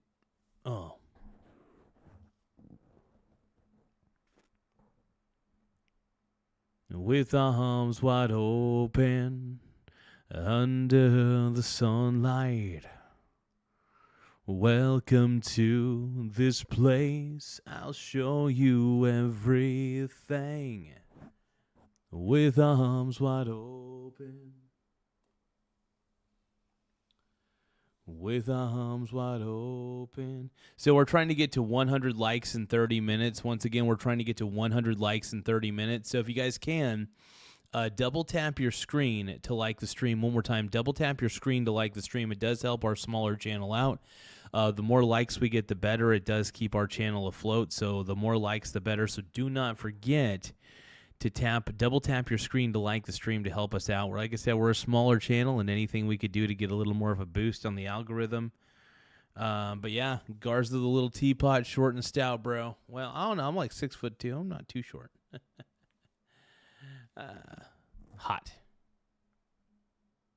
Good news, because there's a lot of upward pressure on Brent crude today. Closed at $100.20 a barrel. Business figured out that oil supply is unreliable. The only reliable producer is us. And we're turning into the world's cheapest, safest gas station. You know, the clean one in the nice neighborhood that'll squeegee down your windshield with a smile? That's us. Globalism's toast. We're in an every man for himself situation. Resource nationalism is back. Today, gas prices hit $4.25. Can't have that on Memorial Day weekend. Can't have it. The president actually dipped away from the king yesterday to huddle with oil and gas execs. Then Putin called. What involvement does he want to have in the Iran situation? He told me he'd like to be involved with the enrichment if he can help us get it. I said I'd much rather have you be involved with ending the war with Ukraine. To me, that would be more important. Yeah, I mean, if the war in Ukraine actually ends, that would be huge. That would actually be really, really huge. The war in Ukraine has been going on for way too long anyway. Like, the war in Ukraine has just been going on for God knows how long, dude. It just feels like it's a forever war. It just feels like it's never going to end. You know what I mean? That was the forever war. And I'm not a big fan of Vladimir Putin. I'm not a big fan of Russia in general. Vladimir Putin, I think, is one of the worst human beings I've ever seen. I just think, I don't know. Trump's on the right path, though, man.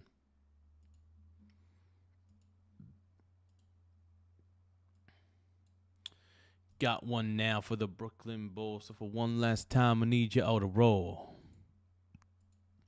Well, what the hell are you waiting for? After me, there should be no more. So for one last time, make some noise. Get him, Jay. Look what you made me do. Look what I made for you. 'Cause I've become so numb, and I can feel you there. Become so tired, so much more aware. I'm becoming this, and all I wanted to do is be more like me and be less like you. Can't you see that you're smothering me? Holding too tightly, afraid to lose control. 'Cause everything that you thought I would be is falling apart right in front of you. Caught in the undertow, just caught in the undertow. Every step that I take is another mistake. To you, caught in the undertow, just caught in the undertow. And every second I waste is more than I can take. I've become so numb, I can feel you there. Become so tired, so much more aware. I'm becoming this, and all I wanted to do is be more like me and be less like you. So Larson Christopher saying, again, Iran can't sell oil, can't import, can't export. They have few options. Russia is in the same situation. So it's natural that they will stick together. They have no other options.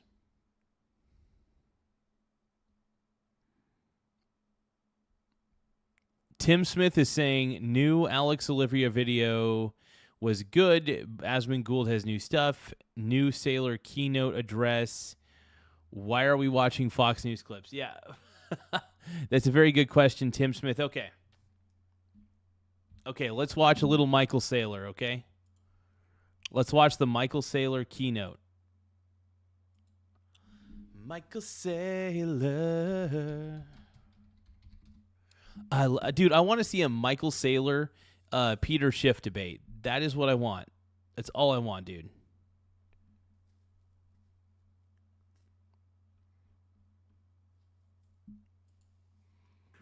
Of course, Michael Saylor would be the keynote speaker of Bitcoin, right?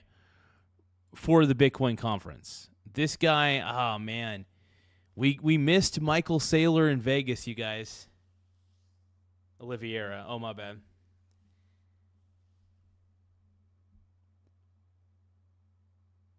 Oh, you're good, brother. You're good. I know who you're talking about, though.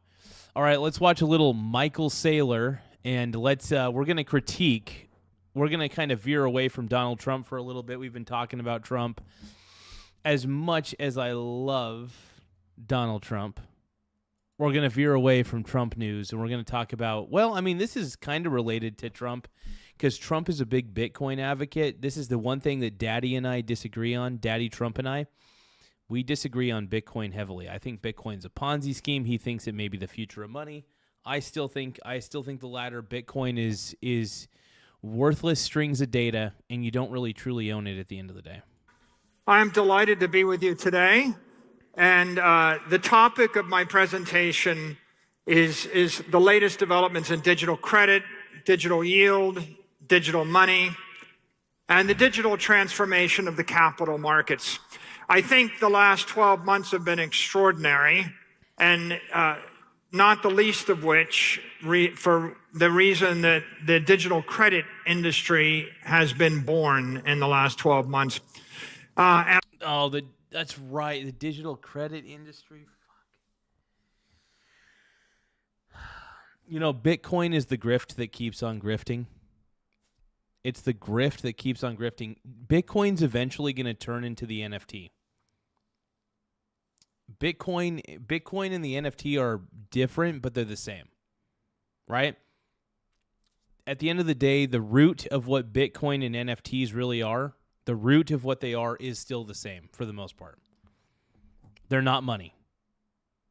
If you could argue that they're digital collectibles, Bitcoin could be argued as a digital collectible, but it is not a real asset. And it's really sad that banks have gotten involved with Bitcoin. It really is a shame. And it kind of makes me sad at the end of the day because as much as I'm okay with Bitcoin existing, I still think it's a bad investment. I don't think it's fundamentally going to change how money works. You know, everybody's acting like Bitcoin's going to change the game forever. Ooh, Bitcoin's not changing anything. Bitcoin isn't making anything better. It's not changing the world. And it's just, so many people keep acting like it's just going to save their lives or make the world a better place. And that's just stupid. Bitcoin doesn't do anything good for the world. If anything, you could argue that Bitcoin has made the world a lot worse. Has strangled power grids. I would rather power grids be used for AI purposes. If you want to power AI, go for it. Like, seriously, if you want to power AI on our power grid, I still think that AI companies need to make their own power sources, whether it's nuclear power plants or whatever, or solar farms, whatever they got to do to keep the business alive. I love AI. I think AI is fabulous, and if you want to have an entire AI data center, and you have solar panels everywhere, that's fine by me. That's fine as long as they're not totally mooching off the power grid itself, you know. And I want to talk first about digital credit, why it's even possible. Digital credit is a killer application of digital capital. Bitcoin represents ideal capital. It represents engineered capital. It represents digital capital.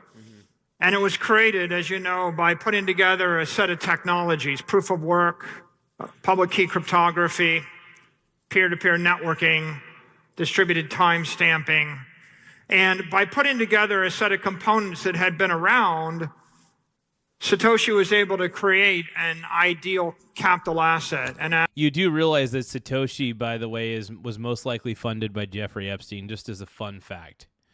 Satoshi was most likely funded by our boy Jeffy. All right? Uncle Jeffy. Asset that's non-sovereign store of value, bearer instrument without counterparty risk.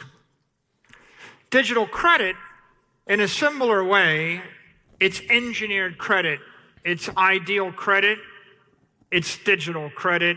How do we build it? Well, we start with some off-the-shelf techniques.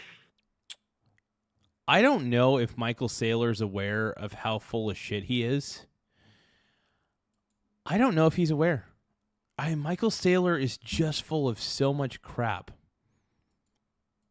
I mean, Michael Saylor pisses me off to no end, man. Yeah, Michael Saylor is...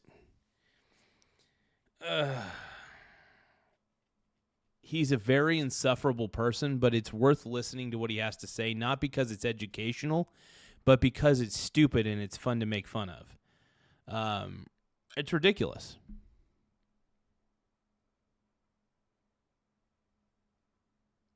That's pretty funny. That guy sounds like the Lorax looks. Oh my God, I love it. Listed public companies. They've been around for 100 years. A capital asset on the balance sheet. It's tough to listen to Michael Saylor, though. I get it. A perpetual preferred equity. Yuck. Preferred equities have been around for hundreds of years. Yeah, but they've never been backed by We used Bitcoin. a monthly variable dividend. It's been available and possible, but no one ever thought to put it into... So basically, this is a 47-minute advertisement for STRC. This is essentially a 47-minute advertisement for STRC. The freaking goal of this guy is basically using... I mean, the Bitcoin conference is full of chuds anyway. It's full of Bitcoin bros, bro. But yeah, Larson Christopher's totally right. That Michael Saylor sounds like the Lorax looks. Absolutely.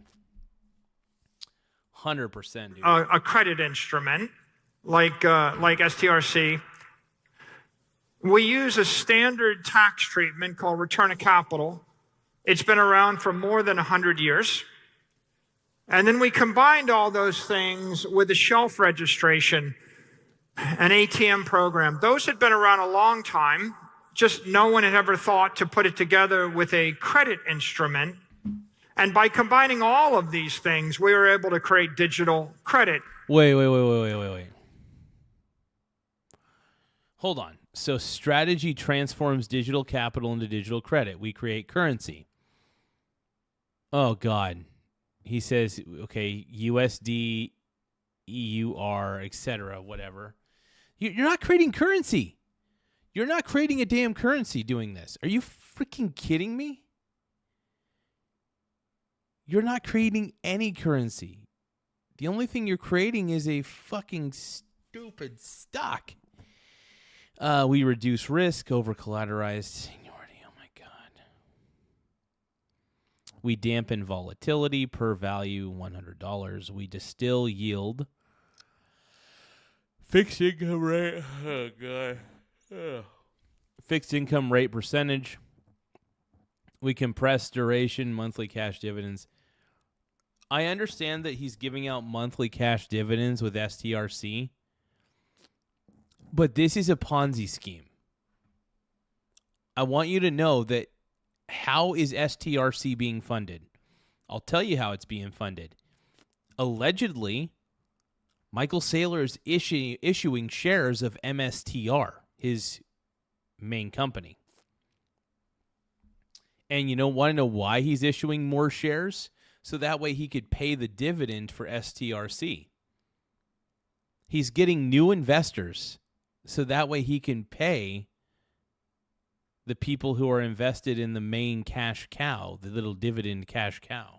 So it's a Ponzi scheme in a lot of ways. And it's embarrassing. It's embarrassing that nobody at this conference is calling him out because they all drank the Bitcoin Kool-Aid, that Michael Saylor is creating what's called a Ponzi scheme, allegedly. I argue it's a Ponzi. What is credit? What is capital? Well, the world's built on capital. The world runs on credit. Capital is for someone that wants to make a long-term investment without cash flows, and they're going to bear all the currency risk, all the duration risk, all the volatility. They're going to bear all the uncertainty for a long period of time because they have a low time preference. And there are a set of people and a set of investors that want that capital investment. But credit is for people that have a much shorter time preference. They don't want the risk. They don't want the wait. They want steady cash flows. They don't want the volatility. They don't want the anxiety.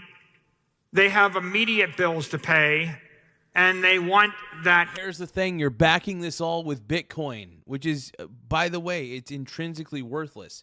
You're backing this entire thing with MicroStrategy, which is, by the way, MicroStrategy is the Bitcoin treasury company that basically MicroStrategy CEO Michael Saylor created. And essentially, to keep this whole operation going, he has to issue new shares. Because if he's not going to sell any of the Bitcoin that's in the Bitcoin treasury that he has to do this, to fulfill this obligation for a dividend, then he has to basically issue new shares of MSR, MicroStrategy stock. I'm just going to say that. He has to issue those new shares. And this is not financial advice, by the way. This is just what's happening from what I've been able to gather. And then when he issues the new shares, he then, which dilutes MSTR, by the way, he'll issue the shares, and then he'll take the funding from those shares that are sold out to the market, out to other people, and he'll fund the dividend for the MicroStrategy STRC. This guy's insane. Like, he's running a Ponzi scheme and telling us, no, it's not a Ponzi scheme. I swear, don't worry. Dude, Michael Saylor, in my opinion, and this is just an opinion, and I'm going to say allegedly as well, I think he's the ultimate gaslighter. When I look at Michael Saylor, I find that this guy is the ultimate gaslighter, and he pisses me off, dude. He pisses me off to no end, and it's just terrible. He's the ultimate gaslighter, bro. That's all I got to say. I got more to say, but that's what I really want to say overall. The dude's the ultimate gaslighter, dude. Cash flow now. And so our company strategy converts capital into credit. We take the BTC commodity and we convert it into a currency like the US dollar or the euro. We stretch its USD. We take the risk that's 1-for-1 and then we over-collateralize to strip it away. If you collateralize something 5-to-1, that means that the capital asset can fall 80% and you're still fully collateralized. So the capital investor has lost 80% of their collateral. The credit investor is still protected. So you're stripping risk. When you do that, you damp volatility. The volatility of Bitcoin's been 40. We strip that volatility away when we strip the risk away by targeting a standard value. And from that, you extract a yield. a cash flow. And you do that while compressing duration. Instead of waiting a decade in order to get a capital gain, you get a yield within a month. And so the world's built on capital, the world runs on credit. We designed a lot of credit instruments, but after many, many tries, we... So let me see this. So digital credit solves the investor's dilemma. No, it doesn't. Digital credit doesn't solve anything. Bitcoin is not a real asset. It's fake. It's not backed by anything. It is completely valueless at the end of the day. To anybody drinking this Kool-Aid, to anybody drinking the Michael Saylor Kool-Aid, look yourself in the mirror and just be like, what am I doing with my life? I'm listening to this 70-year-old man tell me that Bitcoin, that STRC is going to solve every problem and it's going to be around basically forever.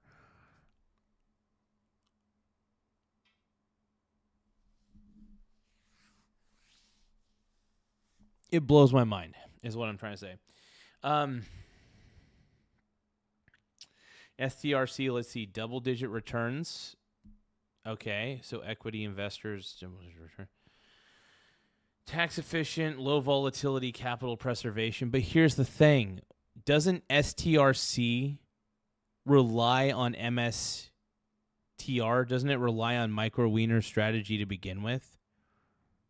If STRC relies on MicroStrategy and MicroStrategy never sells its Bitcoin, then you can conclude logically that the only way to get the funds to pay out a dividend to the STRC investors is to issue new shares, further diluting the MSTR shareholder. So there is no point in holding the MicroStrategy company because Michael Saylor is going to be diluting the shares till the end of time. So you might as well just put all your investments into STRC and then just don't even bother with MSTR because Michael Saylor is just going to dilute you as a shareholder and totally screw you over. So how is Michael Saylor paying this dividend? How is STRC actually paying this dividend then? Tell me, Lurin, how am I wrong? Just let me know how I'm wrong. Educate me, senor. Educate me. Gotta give me an education on this one, bro. And please tell me how I'm wrong.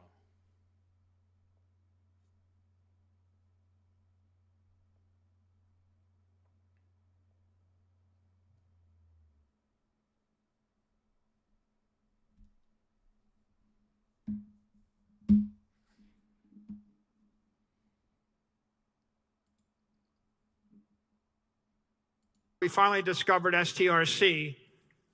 And STRC is built to provide the benefits of equity investors, like double-digit returns and tax efficiency, with the benefits that credit investors get, like low volatility and capital preservation.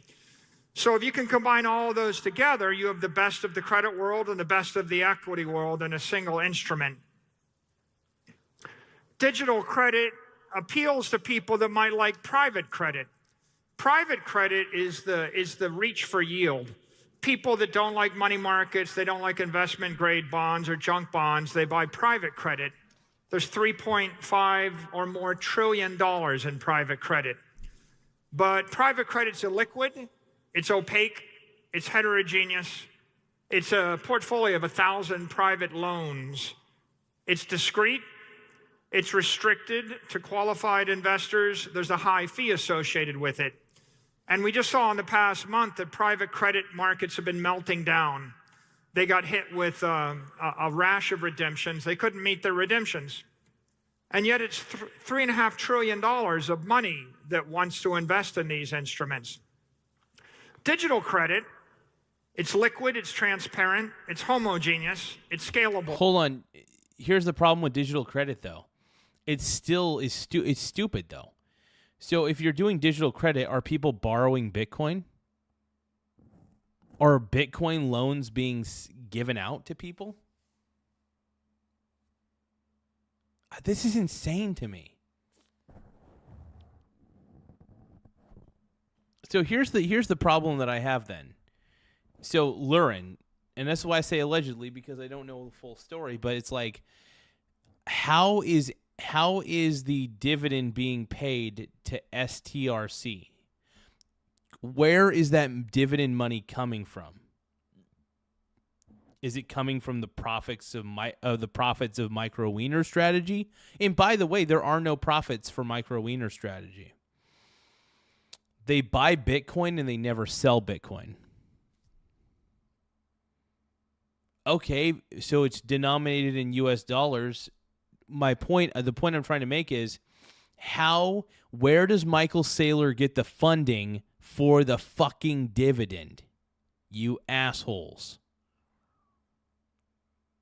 I'm so upset.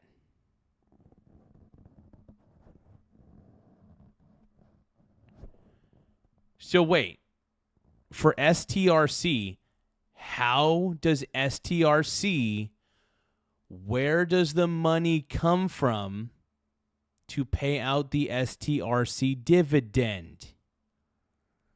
I know there's no dividend for MicroStrategies because I'm assuming that Michael Saylor is issuing more shares to dilute the shareholders.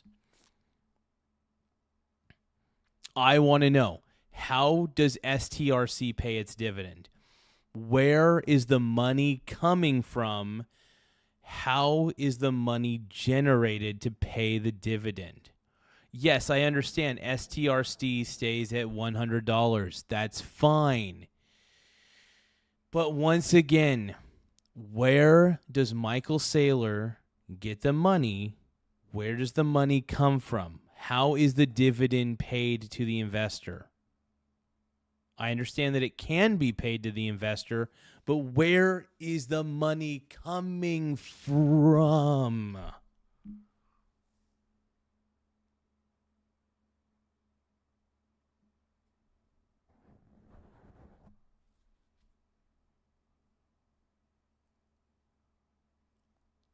I mean, this is insanity to me.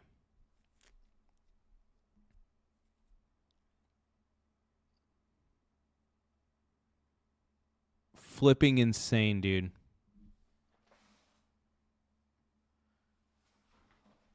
I am so sick of Michael Saylor.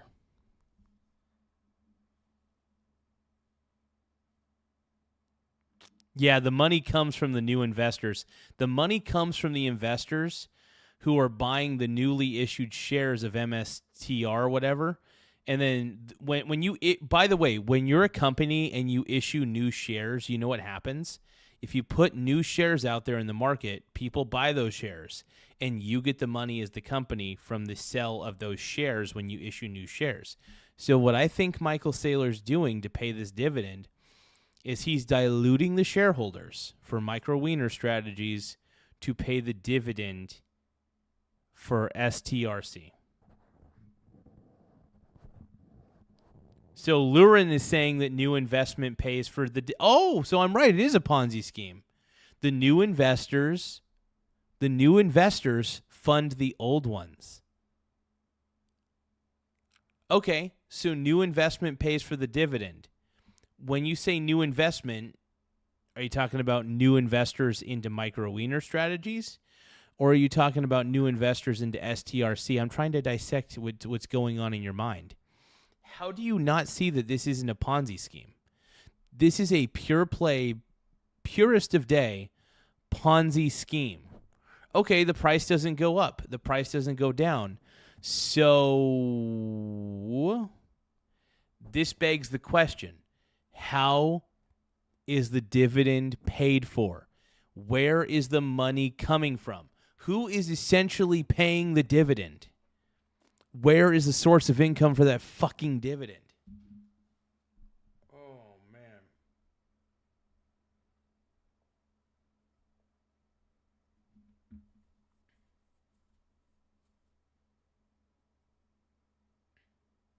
Okay. Here we go. So I got a little more information from our boy Tim Smith. Tim Smith sent me a text, and I quote, I'm quoting Tim Smith saying STRC dividend comes from issuing more shares. But long term, it does require Bitcoin to keep going up forever. So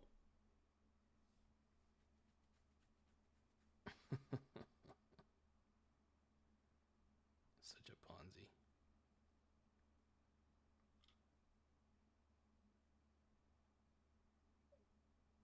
Yeah, it's such a damn Ponzi scheme, dude.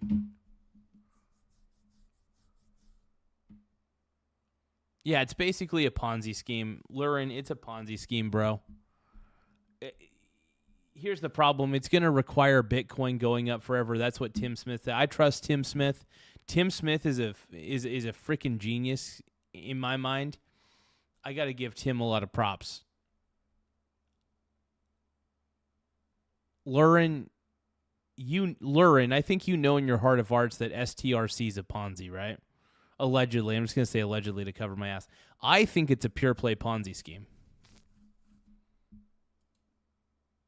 In fact, you know what? Let's ask ChatGPT.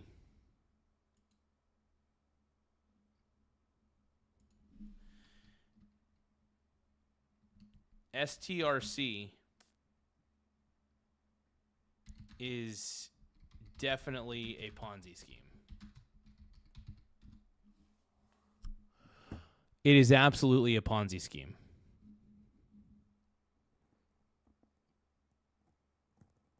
Annie says, yeah, sounds like a Ponzi scheme to me. It probably is. That's why I'm going to have ChatGPT confirm what I believe. Because I have a feeling that I'm going to ask ChatGPT how the dividend is paid. How do they pay the dividend for STRC? Like, where's the funding coming from to fund the dividend? Okay, so ChatGPT is saying, I get why you're saying that STRC has very Ponzi-like optics. But I'd be careful calling it a literal Ponzi unless you're making a legal fraud claim. So here's the thing. I say allegedly all the time, saying it's allegedly a Ponzi, but it has Ponzi-like characteristics. So if it has Ponzi-like characteristics, I guess it should be called a Ponzi scheme. Anyway, a classic Ponzi per investor.org is fraud where old investors are paid with money from new investors, often while pretending the returns come from real investment activity. This sounds like STRC. STRC is different in one key way. It is disclosed preferred stock security issued by Strategy and MicroStrategy.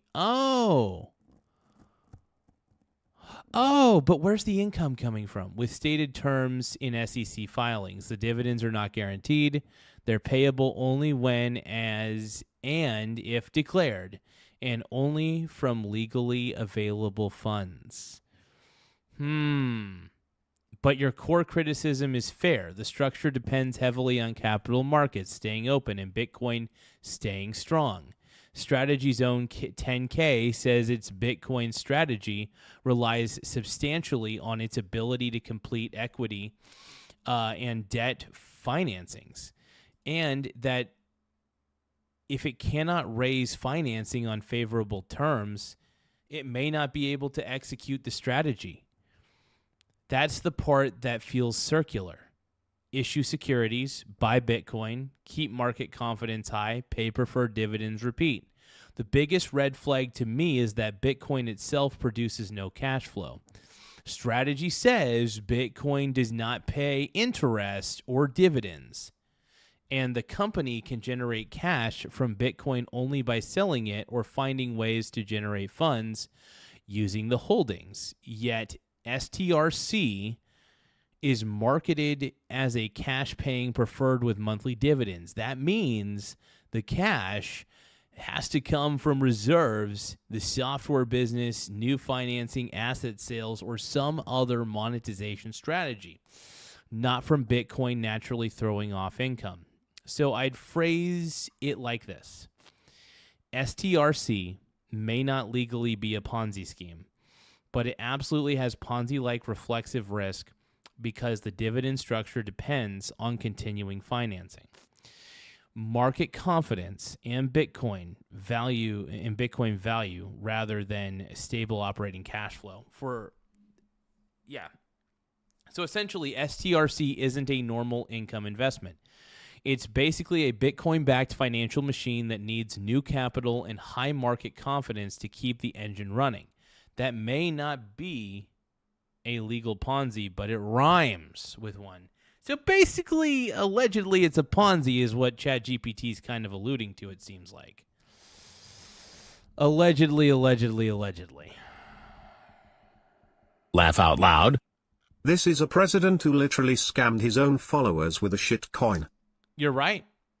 Absolutely. And by the way, I'm not a fan of Trump being involved in Bitcoin. It's one of the things that I'm pissed off at him about.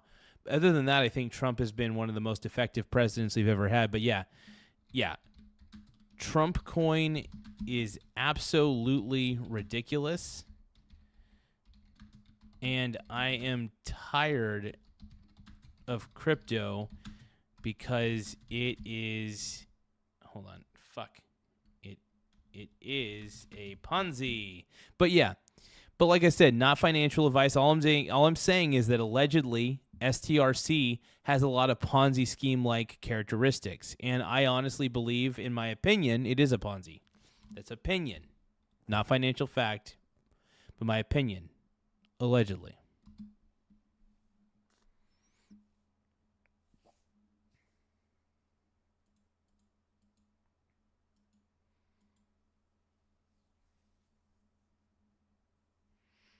But I do want to thank you for the super chat. I really do.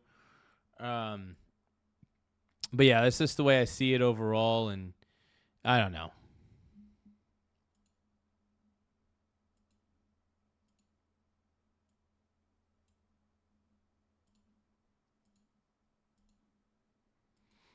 But what do you guys think? Do you guys think I'm right? Do you think I'm wrong? Do you think I'm out of my mind? Do you guys think that Michael Saylor is running a Ponzi? Because I kind of do. The more I look into it, man, the more I look into, Michael Saylor and everything he's doing with his micro wiener strategy stuff. I can't help but think he might be running a little bit of a, what. It just feels pretty Ponzi-esque, that's all.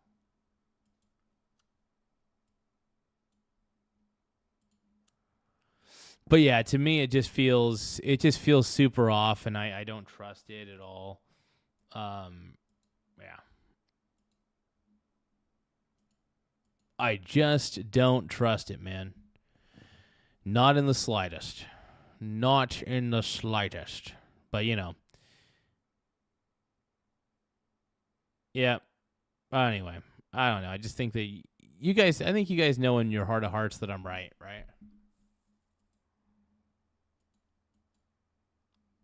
I would like to believe that most people are aware that I'm right. Okay. Let me get my Sprite Zero Sugar out of the freezer.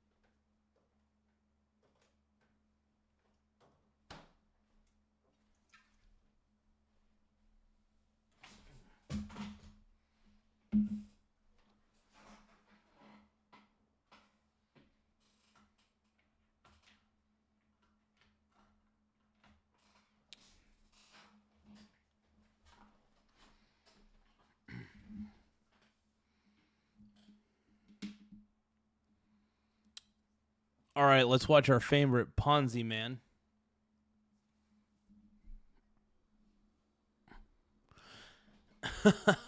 ET's wondering if I took a sink break yet. I have not. Not necessarily. Did I? Have I taken a sink break? Will I take a sink break? Who knows? Michael Saylor. Michael Saylor. Oh no, my boy Mr. Nathan just sent a bunch of sparkles for 2 joules. So what was the goal? What was the celebration that I was going to do?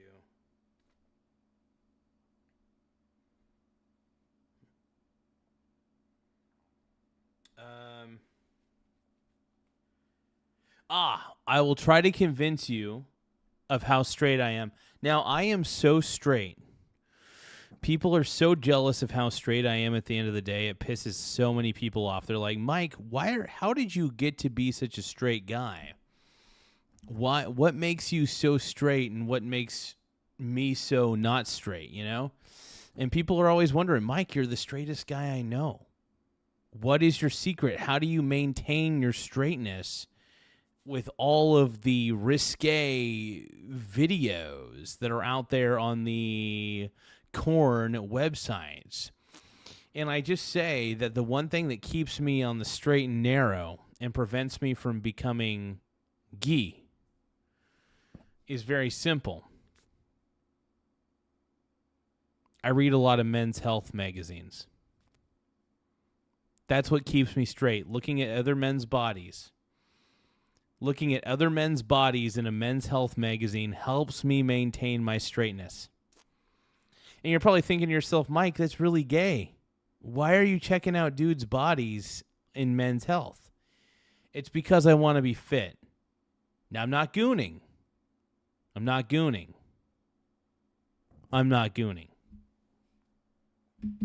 You're gooning. I'm not. Okay?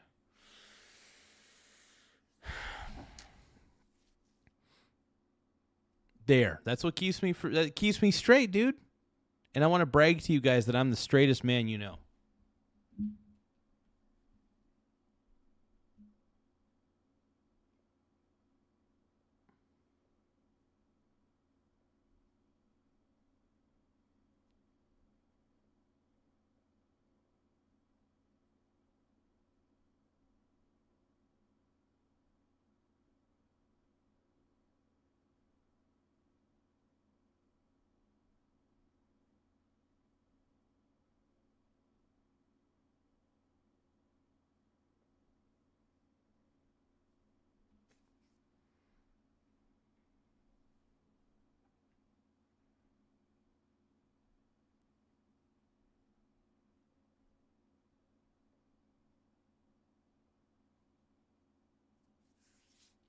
ET is saying that I got to desensitize myself. Look, if I want to maintain my straightness, I got to act a little ghee.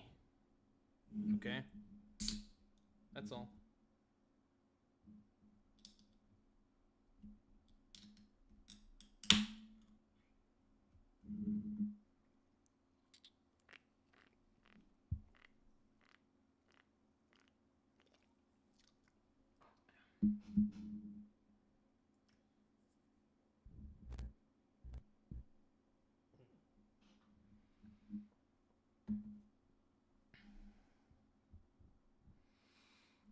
That's all, man. It's accessible to everybody, and there's no fee. And so if you look at this, you could see that digital credit, even if it just transformed 10% of the private credit market, would be $350 billion in today's dollars. Digital credit's meant to appeal to lots of different investors. It's meant for retail investors. It's meant for digital native or crypto investors. It appeals to hedge funds and hybrid investors.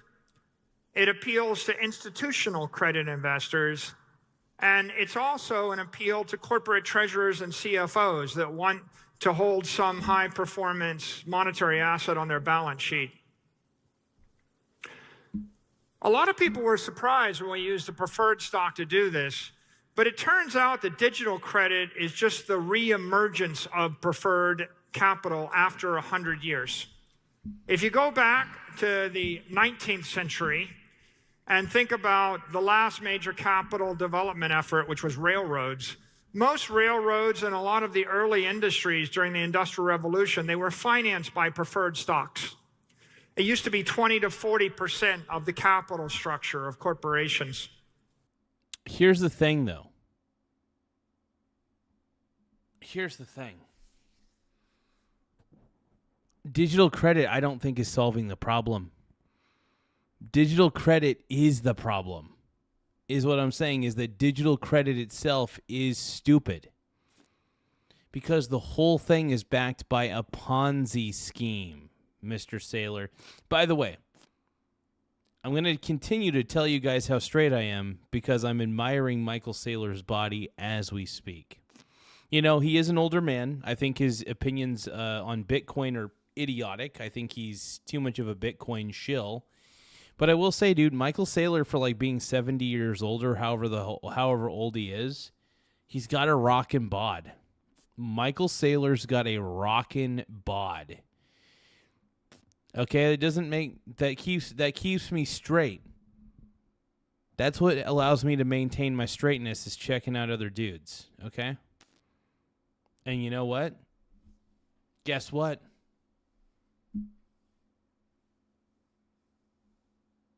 I'm only partially chubbed. Just saying. Just saying. Seems pretty straight to me, wouldn't you say? Seems very straight to me.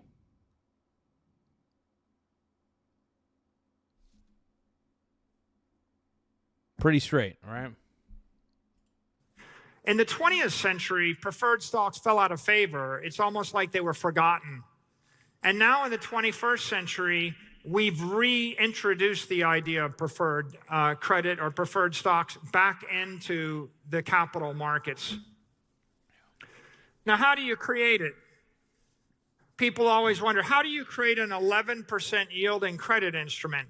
Well, you know the old saying, if the yield is really high, it's probably too good to be true. In this instance, I think that the yield is going to be too good to be true. That's my theory. But I do want to give a shout out to Starch Manning for the super chat earlier. In fact, here's what I'm going to do in honor of Starch Manning for sending those two $5 super chats. I'm going to put them back up on the screen. I'm going to allow the text-to-speech to reread them. Laugh out loud.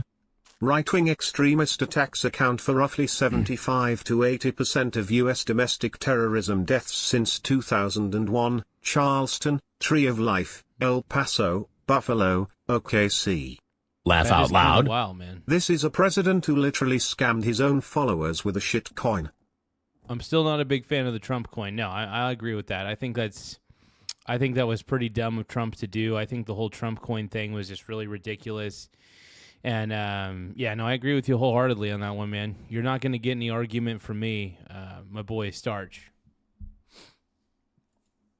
Start with the performance of asset classes. And if you look at the performance of Bitcoin over the last 5 years, it's up 38% a year, which is much better.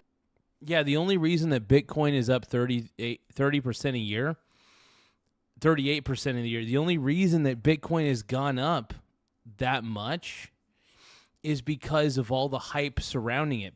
You have instilled fear into people that if they don't get into Bitcoin, they will be poor forever. That is like the core language behind Bitcoin itself. Just because, by the way, past performance does not guarantee future results. Once again, past performance does not guarantee future results. And it doesn't guarantee future positive results or negative, really. What it does is it kind of gives you an indicator. But here's the thing. if you look at Bitcoin on an intrinsic value level, there is no utility behind Bitcoin. It has no cash flow. It's only a string of data at the end of the day that you end up owning. So Bitcoin, literally, a string of data has gone up 38% annually per year. Well, I should say since MicroStrategy adopted the Bitcoin strategy, whatever. Either way, Bitcoin is Clitcoin. Bitcoin is garbage. And I will continue to say that. Because I firmly believe that Bitcoin sucks. I really, really do. I just think that Bitcoin is, in more words than one, I just think that Bitcoin is so ridiculous. And I just think it's so crazy.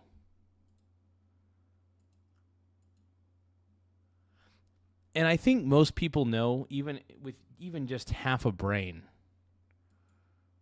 that Bitcoin sucks. I mean, at some point, you kind of have to know that Bitcoin is a Ponzi scheme. And it really, really is. Let's keep watching. Than gold or the S&P. Real estate's up 6% a year. Money markets are up 3% a year.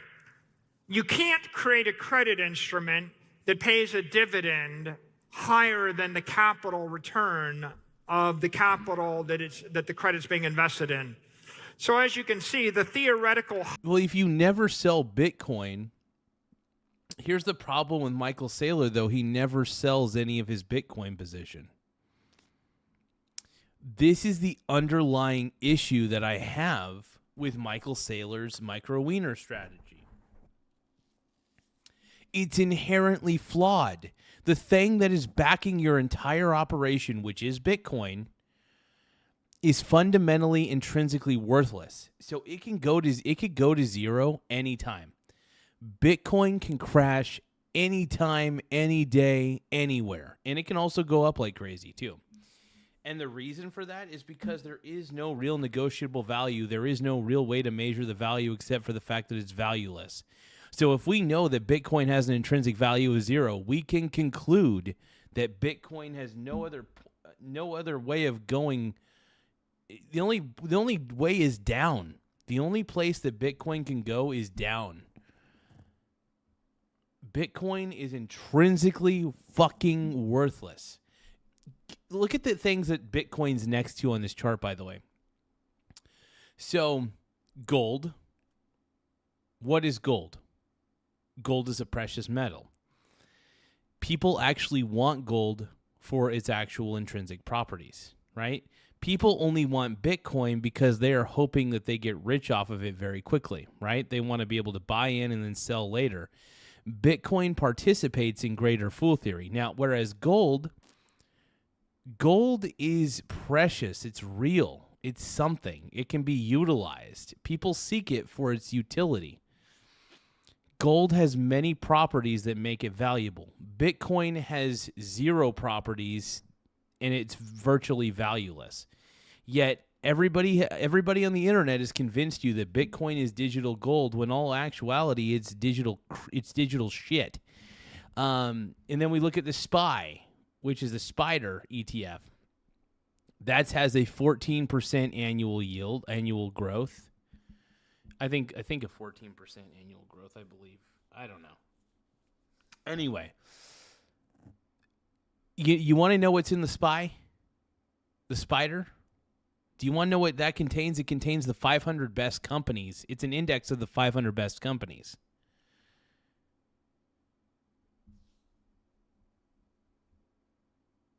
Do you see what I'm saying, guys? Is it clicking?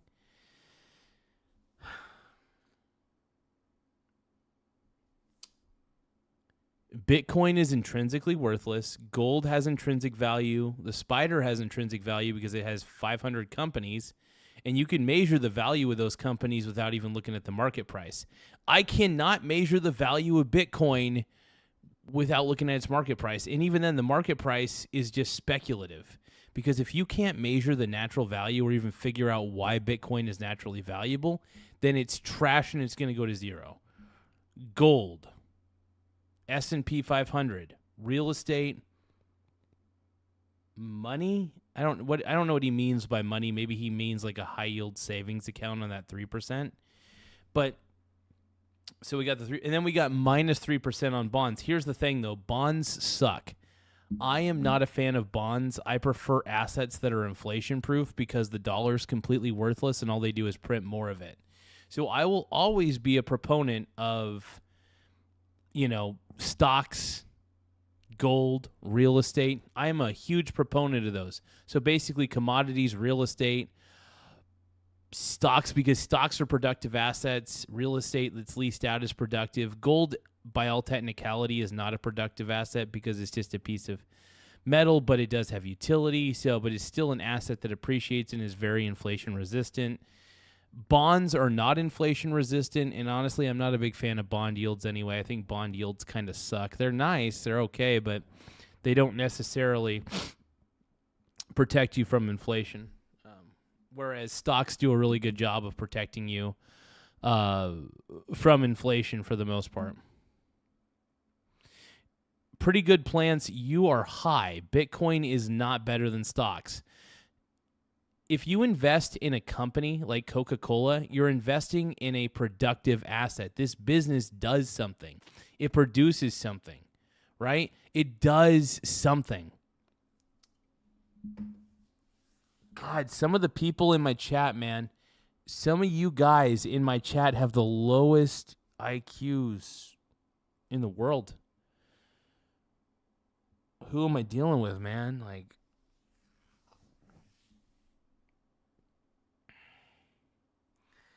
Bitcoin will...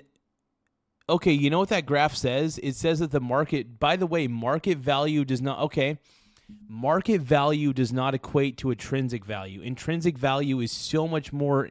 It's so much more important than market value. What is the intrinsic value of Bitcoin? I could tell you what the intrinsic value of gold is. Silver. I could tell you the intrinsic value of stocks. I could tell you the intrinsic value of real estate. I cannot tell you the intrinsic value of Bitcoin because Bitcoin has no real world utility. Bitcoin is just a string of data. If you own Bitcoin, you literally own a string of data. You traded your dollars away, your hard-earned dollars, which dollars are worthless, by the way, too. But you traded those away. Instead of getting an S&P 500 index, you were a stupid head. It got into Bitcoin. By the way, just to let you know, I actually got into Bitcoin really early, and I still have never sold my position. I still think that Bitcoin's a Ponzi scheme. The only reason I keep it is because I know there's enough dummies like you who are probably going to find a way to pump up the price to whatever price you think it's worth it. I don't know. It's just stupid. Bitcoin is dumb is all I'm trying to say.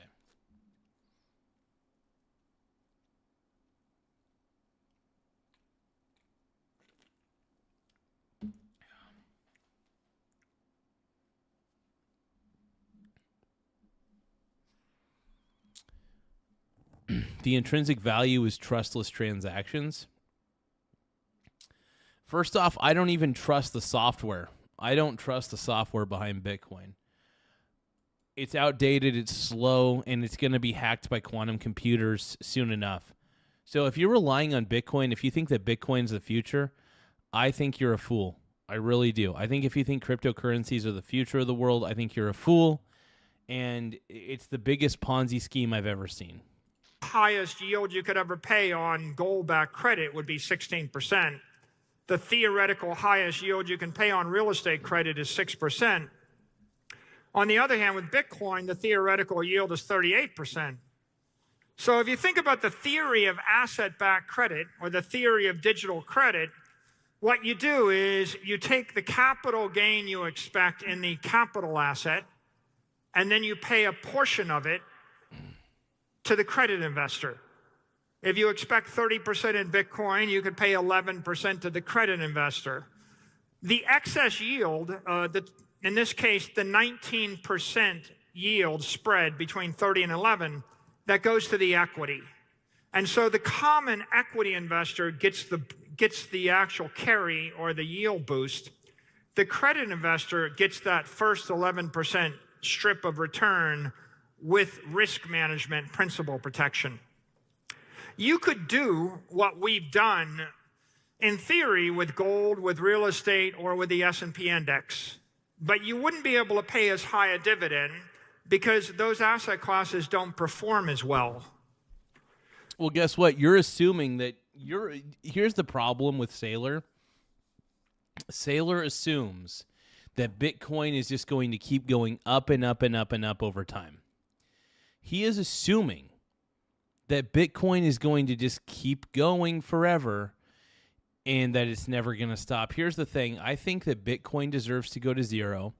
I think Michael Saylor deserves to, in my opinion, I think that STRC deserves to fail because it is literally backed by Bitcoin. It is literally backed by the success of Bitcoin. If Bitcoin is unsuccessful, STRC fails wholeheartedly. And so Pretty Good Plants is saying it's scarce. You know, you do realize that the scarcity was implanted into the code of the Bitcoin network, right? The scarcity is purely artificial. It's not scarcity planted by reality. It's scarcity planted by a human being who wrote a piece of code.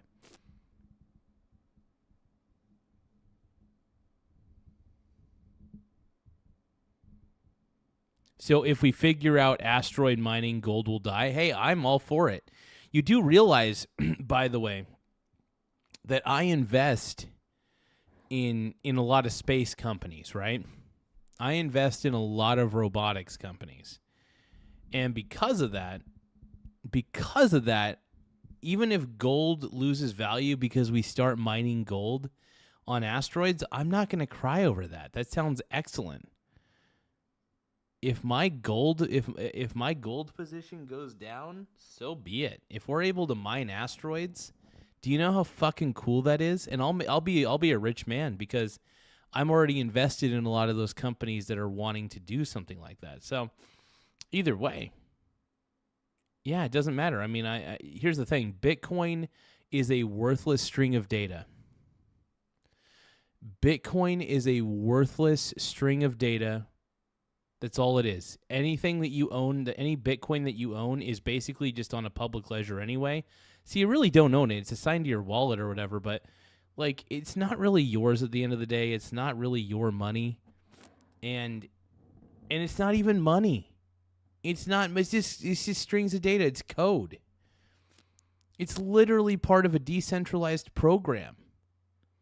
And you're telling me to put my life savings in that? Are you an idiot? Are you dumb? Okay, can you tell me why it's a valuable string of data? So, Pretty Good Plants, I want to hear your ridiculous logic on this. Why is it a valuable string of data?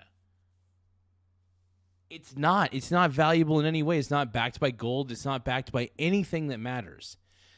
It is backed by a software.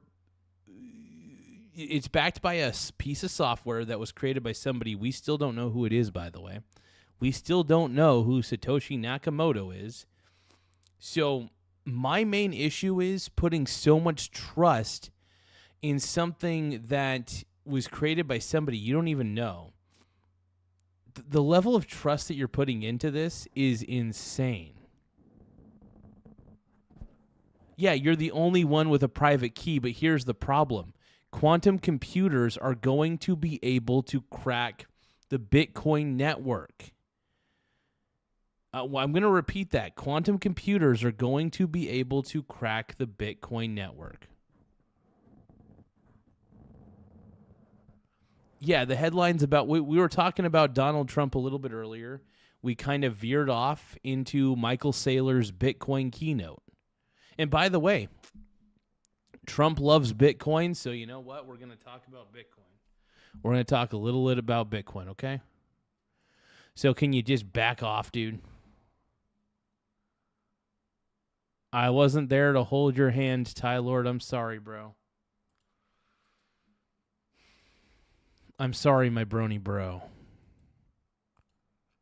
You're my pink brony bro. And you dance at the gay clubs, oh my God. I'm just having fun on the stage in my house. I'm wearing a man thong. So here's another way to look at it. Bitcoin is something for people that want to hold for 10 years. It's a roller coaster. It's got 30 ARR. It's got 30 or 40 volatility. You're going to have years where you're up, years when you're down. You're going to have no cash flow for a decade. Digital credit simply strips the first 11%. You return it to the credit investor, and you get a very comfortable ride. Now, if you look at that chart, you see we're just doing signal processing on a financial signal. Where does the excess volatility go? Where does the excess... Let's assume for a second that Bitcoin's valuable and it has intrinsic value, right? It doesn't, but let's assume it did. It just doesn't. It can't have intrinsic value, but... Wouldn't you just want to swing trade Bitcoin and cut out the middleman? Because when you invest in Michael Saylor's STRC, you're basically investing in the middleman. Why don't you just cut out the middleman and just buy Bitcoin directly and swing trade it? You know what I mean? Now, granted, I think that Bitcoin isn't worth swing trading because it's too dangerous to buy on the dip.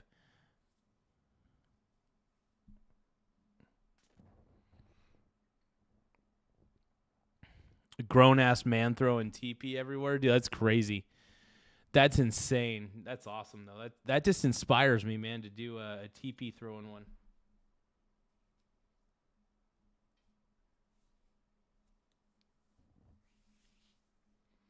Return go?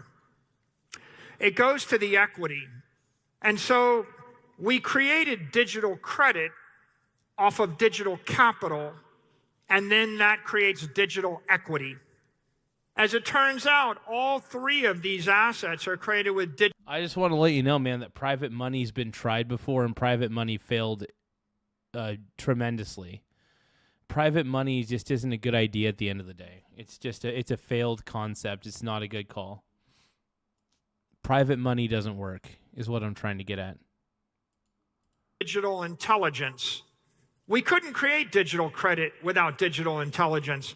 So if you're looking for a killer application of AI, it's taking digital intelligence and working on digital assets or digital capital to create digital equity and digital credit. And you can see it at work here. In fact, we've done it with our own securities. So now, if you think about how this sits for an investor, if your time horizon is less than 4 years, if you need the money in a month or a quarter or a year, you probably want to hold the credit because you don't want any volatility in the principal. If you don't need the money for a decade and you don't want counterparty risk, if you want complete self-sovereignty, you should buy the Bitcoin, the commodity. Exactly. Just cut out the middleman. If you think that Bitcoin's valuable, just buy Bitcoin.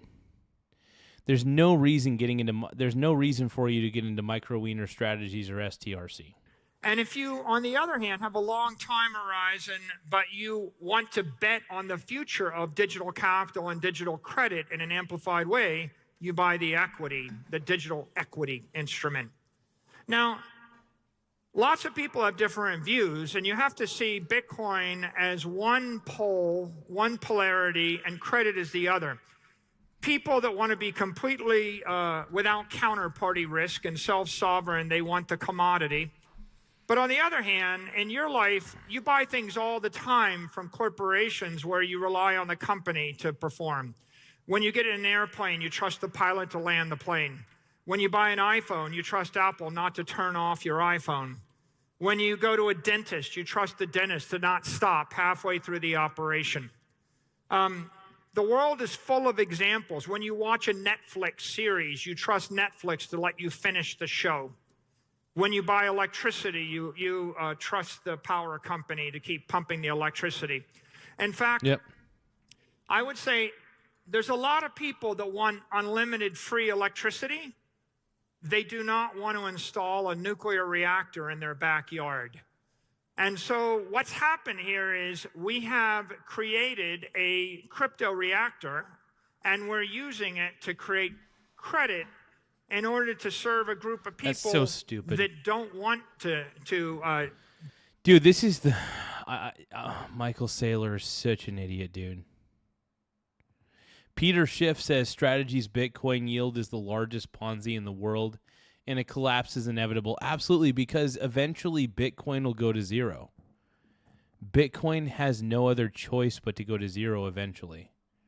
That's the point I'm trying to make, man. Bitcoin is a pure play Ponzi scheme in all ways, shapes, or forms, dude.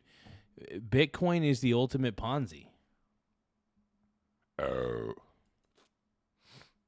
I can't watch this anymore. Michael Saylor makes me sick. He's a very beautiful man, but he makes me sick. Let's watch Tim Walz. But to our top story, the war on fraud hitting Minnesota hard. Federal agents raiding over 20 sites, including the now infamous Quality Learning.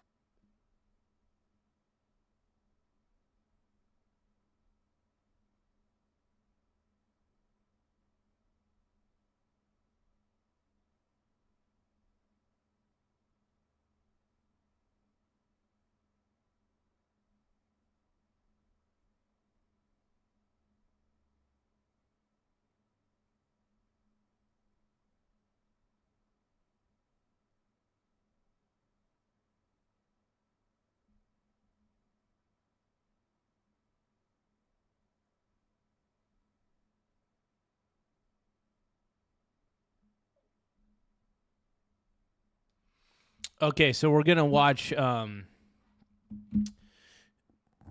as you all know, we love Tim Walz on this channel. We love Tim Walz. Learning Center or Quality Leering Center, which was The Leering exposed Center, after yes. having that misspelled sign. Now, the twist in all of this, Democrat Governor Tim Walz now wants to take credit for the action. This is hard to believe, even though billions of taxpayer dollars were misused on his watch. Yep. Hello, everyone. This is Outnumbered. I'm Kayleigh McEnany here with my co-host, Emily Compagno. Also joining us, Caroline Downey, National Review columnist, Lisa Booth, Fox News political analyst, and Paul Morrow, attorney, retired NYPD inspector, Fox News contributor, and host of the weekly rap sheet on Fox Nation. Well, the failed vice presidential candidate said that the federal raids happened, quote, because our state agencies caught irregular behavior and reported it. If you commit fraud in Minnesota, you're going to get caught. And that's exactly what we saw today. I love how Tim Walz has changed his tone. He's basically, it sounds like he's taking credit for the work that Nick Shirley did to expose the fraud in his state to begin with. Nick Shirley exposed the fraud that was happening in Minnesota, and now Tim Walz is all of a sudden taking credit for it. Wow. I mean, that pisses me off, man. That pisses me off, bro.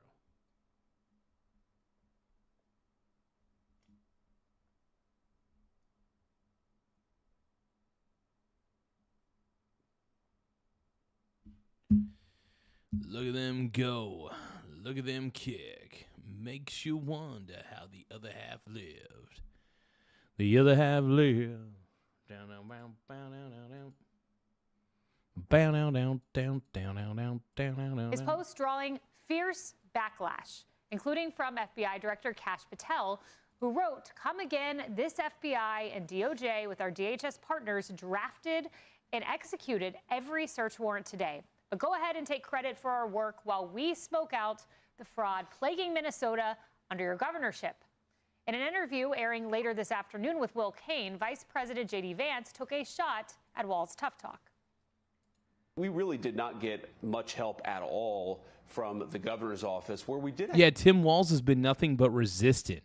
That's the thing. Tim Walz has been nothing but resistant to everything. The fact of the matter is, Nick Shirley expose the fraud that was happening in Minnesota with these fake daycares. Actually get some help is from some state, local law Crazy. enforcement officers who we assigned to the federal task force because the state government wasn't doing anything. So all credit goes to people on the ground, the federal officers, the state officers who are working to uncover this fraud. Back in December, Nick Shirley released a 40-minute video investigating Minnesota daycares that appeared to be receiving millions of dollars in I love Nick Shirley, money, dude. government He's funding. amazing. It earned over Big 130 million Nick, views bro. in a short amount of time. And not long after, Governor Walz called Nick Shirley a, quote, delusional conspiracy theorist. But yep, he has always been on the case, he tells us. Lisa, I have a picture of Tim Walz. We'll put it up. This is him with a Somali illegal, Abdul Dahir Ibrahim, who was arrested by the Trump administration for fraud. Exactly. But yet he is on the case. So, Kaylee, I've experienced this in dating. It's called gaslighting. It is when you use this psychological manipulation to get people to, to lose perception and to question their own reality. If you remember, after Nick Shirley did this expose and called out the Minnesota government and Tim Walz in particular, what did he say? He accused him of being a conspiracy theorist. He said that. Yep, exactly. And now Tim Walz is taking credit for this? I thought there was no fraud. I thought there was all the conspiracy. There was all this fraud. Wasn't that right, Tim Walz? Oh, Timmy. Oh, dude, Tim Walz pisses me off, dude. That it was white supremacy. He dismissed him, and then now he wants to act like he's part of the solution and like, oh, yeah, we work hand in hand with the federal government. BS, Tim Walz. And look, for years, he ignored this. You have whistleblowers that said they've raised concerns for years, and they were ignored, they were smeared, they were sidelined. You have testimony from longtime investigators described a system where their concerns were dismissed as well. Nonpartisan audit found that officials failed to act on clear red flags. You had one review showed that nearly half of frontline worker payments weren't properly verified during COVID. And then you get to the why Democrats allowed this to happen. Wild. Go back to that 2021 meeting with Attorney General Keith Ellison, where he met with the fraudsters, and they're like, hey, we need help. And he said, don't worry, I'm going to fight for you. And then what happened shortly thereafter? Donations to Keith Ellison's campaign. So Democrats have allowed this to go on because it's been politically expedient for them to do so. Yeah, it has been. And to that exact point about people flagging this, I want you to listen to this, Paul. This is a whistleblower I spoke with, Faye Bernstein. She flagged fraud in 2019. She assumed it'd be welcome, but instead it fell on deaf ears. Listen to what she said. Your message to Governor Walz, who used the term Lord's the make-believe. man, bro. Oh, it's not make-believe. That's craziness. It's not make-believe. I see this every day. I still go to work every day and I see this, and it is not make-believe. Yeah. And as far as my being a Democrat, right now we have to have a governor who is willing to tackle this. I mean, Paul, these people didn't have incentives. She was a Democrat working in government and tried to flag this years ago. Yeah, I mean, you have to ask yourself something very basic relative to Tim Walz's comments here, which is why? Why, Tim Walz, if you have uncovered all of this egregious fraud, didn't you prosecute it? Hello, you don't need the feds. The state has jurisdiction over all of this. You have an attorney general. Oops, the attorney general was in a meeting with perps who were subsequently rolled up, as you say, Lisa, relative to defeating our future fraud. And instead of saying, look, we got to look into this, it sounds to me like maybe there's some illegal activity here. He takes the side of the thieves against his own constituents. Somebody has to explain that guy's job. Of course, that's what Tim Walz does. That's the Tim Walz motive, dude. That's Tim Walz's MO, bro. That is his MO. That is the Walz MO, bro. Don't underestimate it, man. That's what Tim Walz does, bro. Brah. Brony bro, dude. Up to him. The fact that all of these investigations and these search warrants are federal is the tell, and that's where Kesh Patel is coming from there by saying, hello, we did all of these without you. I don't see any of you guys on the playing field except for the cops that were federalized. And just to explain how that goes, Federal government has the ability, generally with the compliance of the state, so I'd be interested to see how the agreement went, of taking local and state cops and federalizing them. They become legally federal officers. They get part of a task force. I've been advocating for that all along. There's been some of it done relative to immigration enforcement, because that's a force multiplier. They know the terrain on the ground better than the feds do, because there's more of them. They're there every day. And it's just a good way we do it in the counterterrorism world. But the fact that Waltz now is trying to say, hey, we did this when it's all federal, and none of his people, Ellison and all the local DA, none of them are enforcing, tells you all you need to know here. It's actually parody, to the point that I hope these investigations expand to look at the state government, because there's a reason they're not involved here. And I hope they don't get tunnel vision on just the fraud. You got to look at the Minnesota government here. I'm sorry. Yeah, no doubt. The leftists need to get their messaging in order, Emily, because while Walz is talking about joint investigations and sharing information, the city of Minneapolis tweeted this yesterday: not involved in the federal operations that are being reported around Minnesota today, and as of 9:30, have not been asked to assist with the execution of federal warrants. So there's Minneapolis. Well, that's why the federal authorities have done all this, not just without the help of the state and local government, but despite them trying to stalwart it at every step. Look, Walz is the fraud. Walz is the fraud. And you cannot recast yourself. Oh yeah, that's the thing, man. Walz essentially, you know, I would argue that he turned a blind eye. That Tim Walz turned a blind eye to everything that was going on in his own state, and I think it just feels pretty obvious to me. And to anybody who disagrees with me, that's fine. You could disagree with me all you want, but you got to admit, man, Tim Walz turned a blind eye to what was happening in his own state.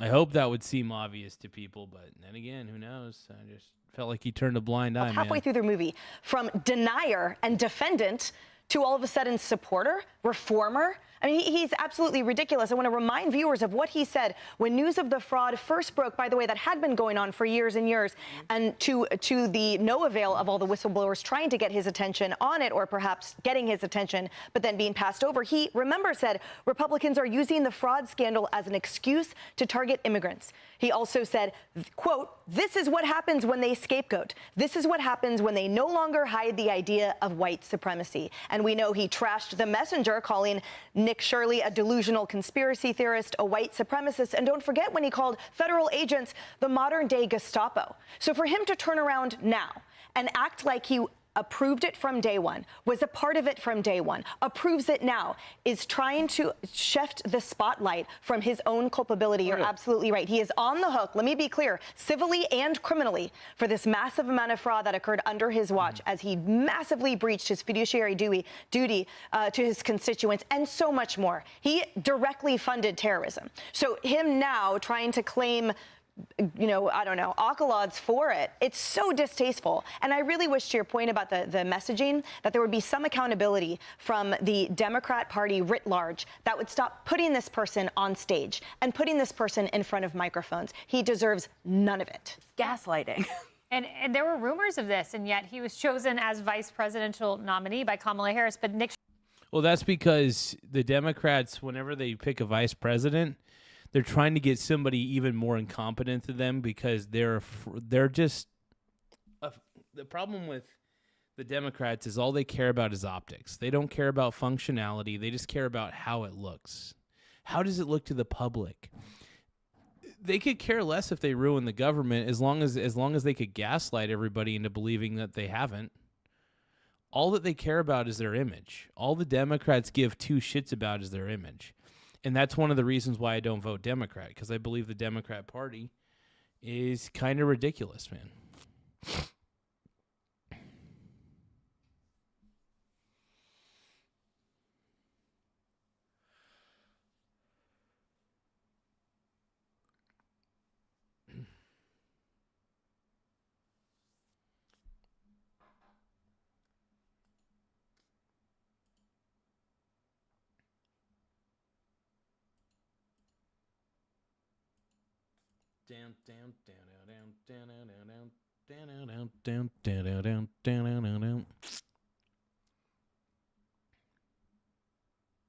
Shirley gets the last word. It's officially Leering Day here in America. Yeah, and this is all disqualifying for Tim Walz. It's Leering Day, dude. Thank you, Tim, for allowing the world to leer. Yes, I leered a valuable lesson today. Future presidential and political ambitions. Call me crazy, but I think you lose the right to take a victory lap on an issue when you are the architect and facilitator of that issue. To your point, in 2019 and 2020, Tim Walz and major Democratic officials in Minnesota were informed that the state social services programs were compromised. But instead of escalating those complaints and cracking down on them, they actually just did an intimidation campaign against those in the state government who blew the whistle. They retaliated against them, which is unethical on a whole nother. Oh, yeah, you can't just, here's the thing, you can't just retaliate on whistleblowers. If somebody has a good faith whistleblow, I should say a good faith, I don't know, a good faith, what would be the term? Call out? I don't know. But if it's done in good faith, it's done in good faith. Their level. And then Tim Walz dug himself a deeper hole to Lisa's point about the scapegoating. They said the reason why they didn't want to investigate these organizations like Feeding Our Futures. At one point, his Department of Education actually asked Feeding Our Futures to investigate itself, which is the onus is on the government to do that. But the reason they didn't is because they didn't want the racist accusations. They didn't want to be accused of being bigots because they knew that the improper recipients of a lot of these payments were minorities. And that goes to show you that the progressive welfare state is not about due diligence. It's not about making sure that the right recipients get the right payments. It's about not upsetting the apple cart. It's about perpetuating the apparatus for its own sake. And one last point about that. You were saying, Paul, about the federal state structure. So there is no incentive right now for states to make sure that the payments from the federal government, taxpayer dollars, go to the right people because it's federal money. It's not their money. So we need to make sure that the states are now responsible for their own programs. Yeah. No, you're pretty wild, Kaylee. No, exactly. Here's the thing. There are too many federal programs out there anyway that just shouldn't exist. Most problems, most welfare programs should be done by their own respective states. It is not up to the only thing the federal government really needs to be funding is the military. Other than that, it's up to each state to have their own programs for their own shit. It's up to the states to have their own departments of education and stuff like that. The Department of Education was one of the worst ideas in the world, dude. Originally, I think it was one of the worst.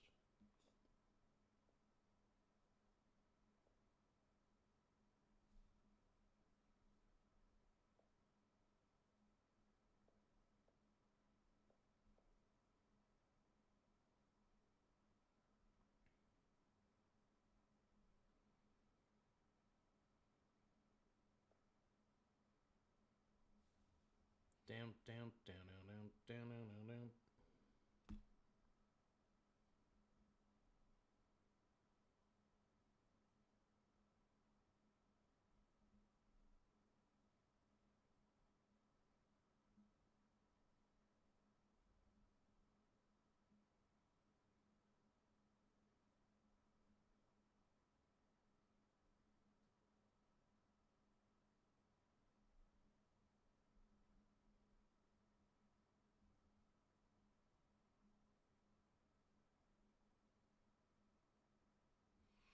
Give me just a few moments, everybody.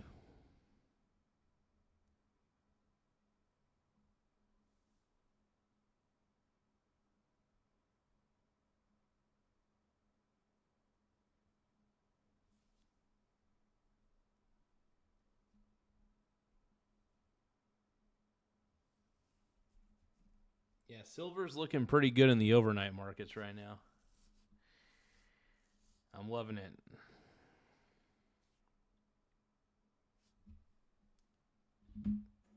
Yeah, I love swing trading silver so much. He was the vice presidential nominee, and it took a 20-something-year-old Nick Shirley to bring the House down and to expose this. Like, why? A virgin Mormon YouTuber, by the way, by the name of Nick Shirley, exposed it all. Why did it take so long for this to happen? Yeah, and now there's bills targeting him, like out in California, for doing great journalism. And you know why they put out that city statement? Fry's office did, that petulant statement, and there's a nuance. The feds don't trust them. That they didn't even know about this. The feds won't tell them because they're afraid that phrase people will give them up front. Exactly, and what happens is if you give that's the thing. The federal government doesn't trust the state of Minnesota because what the state of Minnesota has done in the past is if the government's coming, the federal government, whether it's ICE or whether it's anybody else, even the FBI, Minnesota has historically not made it easy for them. Minnesota has historically made it extremely difficult for the federal government to do what it needs to do in certain situations, especially when it comes to immigration. The way that Minnesotans were treating the ICE officers was uncalled for. Yeah, and Nick Shirley's a total hero, by the way. Nick Shirley, in my mind, is a national freaking hero. That's what I think.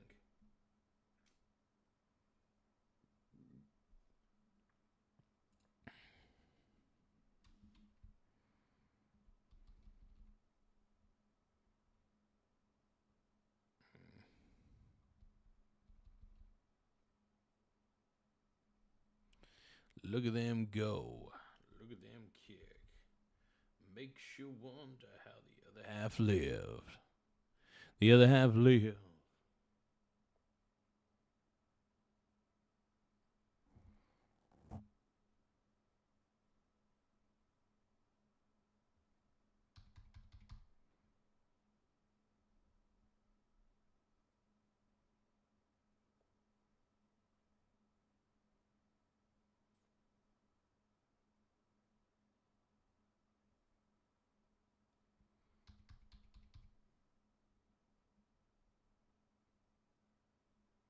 Give me just another moment, everybody.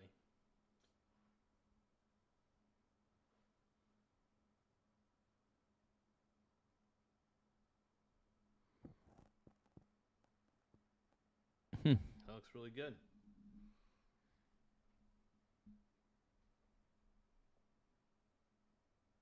Small Wiener Gang. Oh, we got a new subscriber. Thank you, Black American Homeland. Subscribe. Thank you for subscribing to the channel. I appreciate it, my brony bro. We're now at 10,354 subs. Once again, we're now at 10,354 subs. Thank you to everybody who has subscribed to the channel and made the channel exactly what it needs to be. I just appreciate each and every one of you guys. You guys are amazing and amazing. No, but thank you big time, man.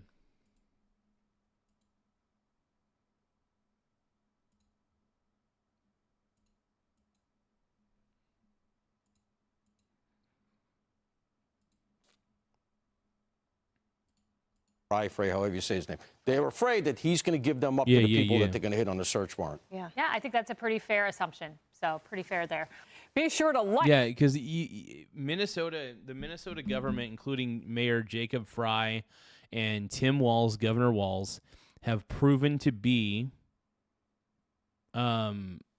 resistant. In fact, they resist the. It's crazy how much they fight the federal government. And it's so funny that Tim Walz is acting like he exposed the fraud. Tim Walz, you were the reason the fraud kept persisting because you kept turning a blind eye. That's the problem. And this is all on Tim Walz at the end of the day. And also Governor in city mayor of Minneapolis, Jacob Frey is just as responsible for the ridiculousness of this all.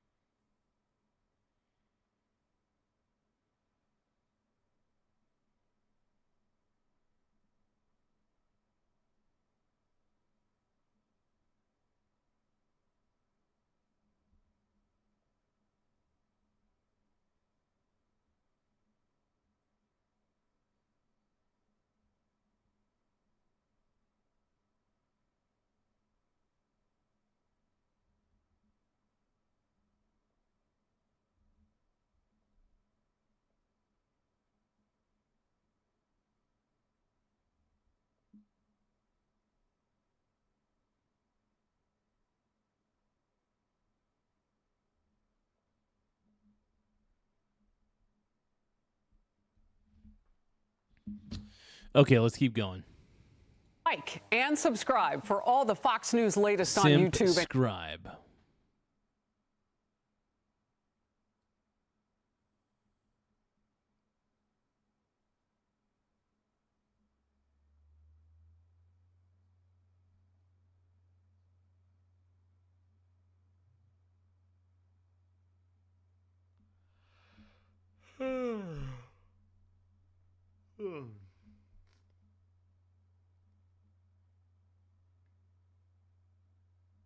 Oh, yeah, that's right. President Trump participates in a greeting with Artemis 2 astronauts. Well, I think this will probably be the last thing we react to for the rest of the night, but let's take a listen. Hello, everybody. Well, thank you very much. We have some people that have captivated the attention of the whole world, not just our country, the whole world, and they're very brave, and that was a lot of rocket under them. I never saw anything like that. We were talking about it. It's I don't know how they do Crazy, it. Man. I wouldn't want to do it, but it takes people like this to make our country great. And again, I've never seen anything. Everybody I knew, they wanted to see the launch, and they especially wanted to see a successful landing. And Jared, I want to congratulate you what you've done at NASA. I made a great choice. If you guys can, though, don't forget to tap the subscribe button in the upper right-hand corner. Once again, don't forget to tap the subscribe button in the upper right-hand corner. It does help the channel grow in a lot of ways. So the more subscribers we get, the more the show is put out there on the YouTube algorithm. So I appreciate everybody's effort and just trying to help the channel out.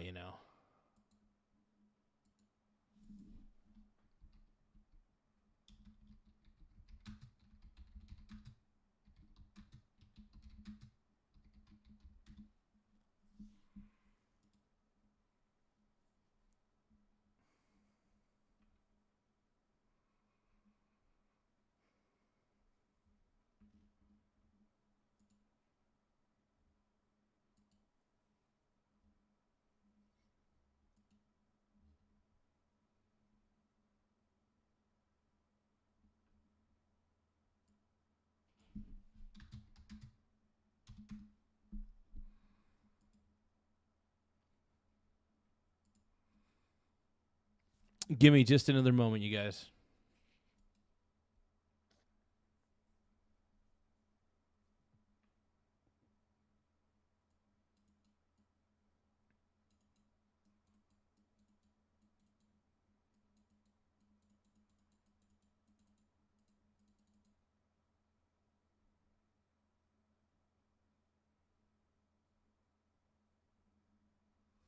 But yeah, give me, I guess, just a few more moments. Hold on.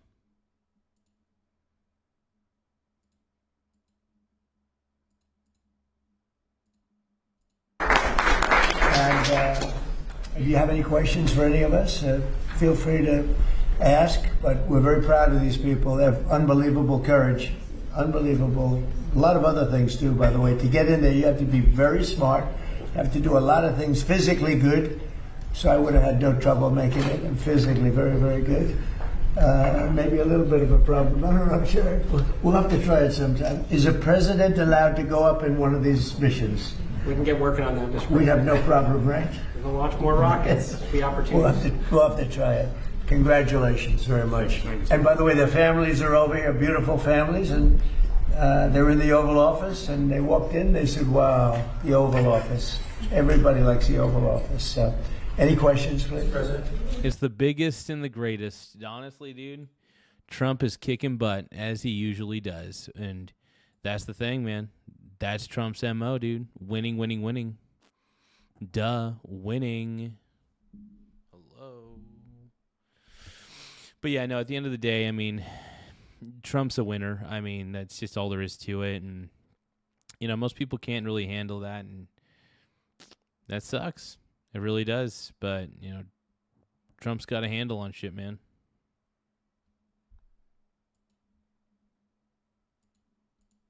Thank you, Mr. President. First of all, it's a great honor to meet all of you. Congratulations, and welcome to the White House. I've had the privilege of interviewing Gene Cernan, the last man to walk on the moon. Is that what you would like to do? And Mr. President, do you think that will happen during your second term? Well, we have a shot at it. I mean, we don't like to say definitely, because then you say, oh, we failed. Because I think we could say we're ahead of schedule. So we have a good shot. We've authorized it. And I think with this team and, with Jared's done such an amazing job at NASA, I think we have a good shot, right? We'll see. Yes, Mr. President, we have an achievable plan now back to the moon, and we're back in the business of launching moon rockets with frequency. So we just sent Artemis 2 around the moon. We're going to launch Artemis 3 in 2027. We'll protect for up for 2 opportunities in 2028 to return astronauts to the surface of the moon. I like space. I started Space Force, as you very well know. It's been very, very important. Then they tried to kill it. And actually, the military would not let the Biden administration kill it. They wanted to kill it. And it turned out... I think Space Force is fine. I don't know why everybody had a problem with Space Force. I think the reason that they had a problem with it was because it was something that Trump created. I think it was kind of brilliant. I'm glad it's still going on. I'm glad that Space Force is still being funded and everything. I think that's fabulous, man. But, yeah. Trump is a top G. But no, man, I think that I'm just shocked. It's going to turn out to be one of our most important things. I think it'll turn out to be one of the most important things they did. But we got involved with NASA bringing it back. And I was saying when I first looked at some of your facilities, they had grass growing on the runways right in between the cracks of the asphalt. And but not anymore. It's really strong. And what they do, one of the things they do that's so important is for our military offense and defense. And a lot of people say, well, is it worth it? It's really worth it, because what's happened militarily, you see what we're doing militarily, a lot of that comes from space. So it's been pretty great. Good question. Yeah. Thank you, Mr. President. I have 2 questions for you. First, on the topic of space, do you have an update on the UFO files and when we're going to be seeing those? Well, I think we're going to be releasing as much as we can in the near future. For some reason, and I guess it's just a reason that's been in the minds of people for a long time, and that is they want to find out about the UFOs and anything having to do with UFO or related material, and we're going to be releasing a lot of things that we have, and I think some of it's going to be very interesting to people. I've interviewed people, my first term primarily, but I interviewed some pilots, very solid people, and they said they saw things that you wouldn't believe. So you're going to be reading about it. Yes. Sir, you spoke to Vladimir Putin not too long ago. Did you talk to him about today? Did you talk to him about the progress in the space area, and what else did you talk about? I didn't talk about space. No, I talked about Ukraine, and I talked a little bit about. They got to figure out the Ukraine situation. Iran. I talked about a few different subjects, mostly about Ukraine, and we had a very good conversation. I think we're going to come up with a solution relatively quickly. I hope. What does he want? I think he'd like to see a solution, I can tell you, and that's good. What involvement does he want to have in the Iran situation? He told me he'd like to be involved with the enrichment if he can help us get it. I said I'd much rather have you be involved with ending the war with Ukraine. End the freaking war in Ukraine, bro. Because we're gonna have 100%, bro. We're not gonna let Iran have a nuclear weapon. That does need to end at some point. We've knocked out their Navy. We've knocked out their Air Force. The war in knocked Ukraine out has been their insane. anti-aircraft. That needed to end everything, a long apparatus, time everything ago. they have. Their radar. They have very little left, and they have some missiles. A small percentage. They have a small percentage of missile-making facilities. We knocked out about 80% of them. The rest could come very quickly if we don't make a deal. They're not going to have a nuclear weapon. They know it, and just about everybody else does. And so we talked about that a little bit. He doesn't want to see them have a nuclear weapon either. But I had a long talk with President Putin. I suggested a little bit of a ceasefire, and I think he might do that. He might announce something having to do with that. Did he announce it yet? No, but I was wondering, I was just going to ask you. I asked him about, even if it's a little ceasefire, there's so many people being killed, it's so ridiculous. Thank you, Mr. President. In light of today's Supreme Court ruling on the Voting Rights Act, do you want Republican states in the South to look at redrawing congressional districts before I the don't know, you have midterms. to tell me, when did the ruling come out? I've been with the astronauts.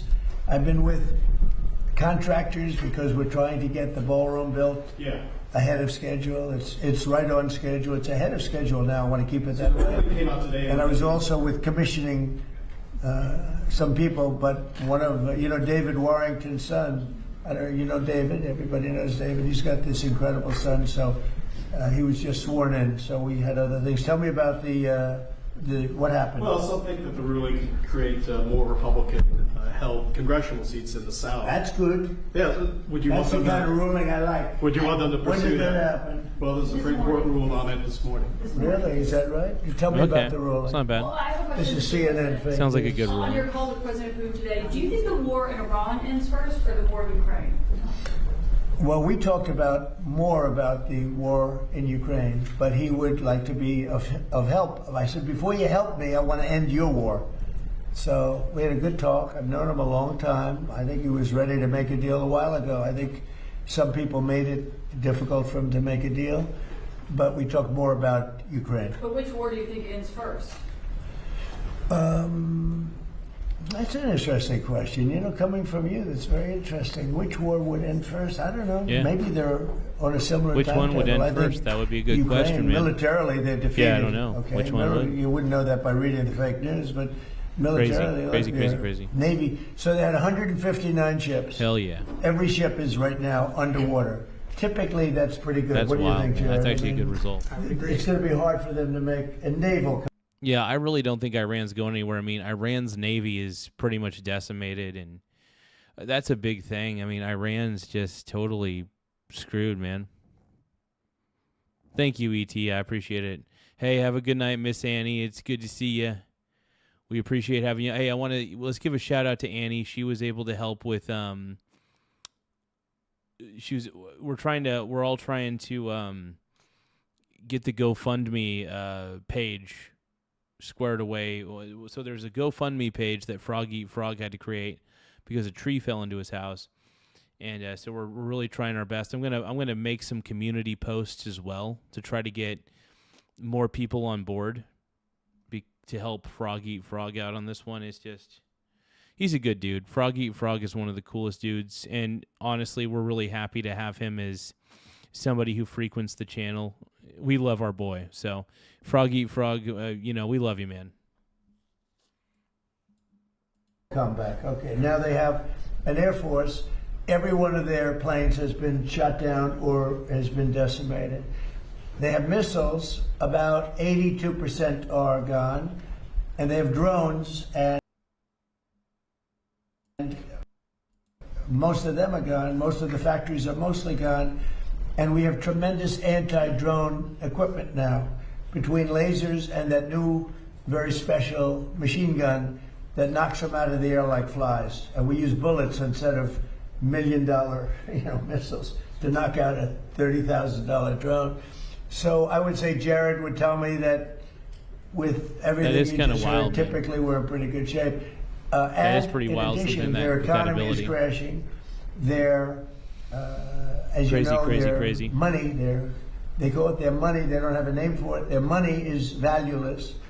They've got inflation that nobody's ever seen before.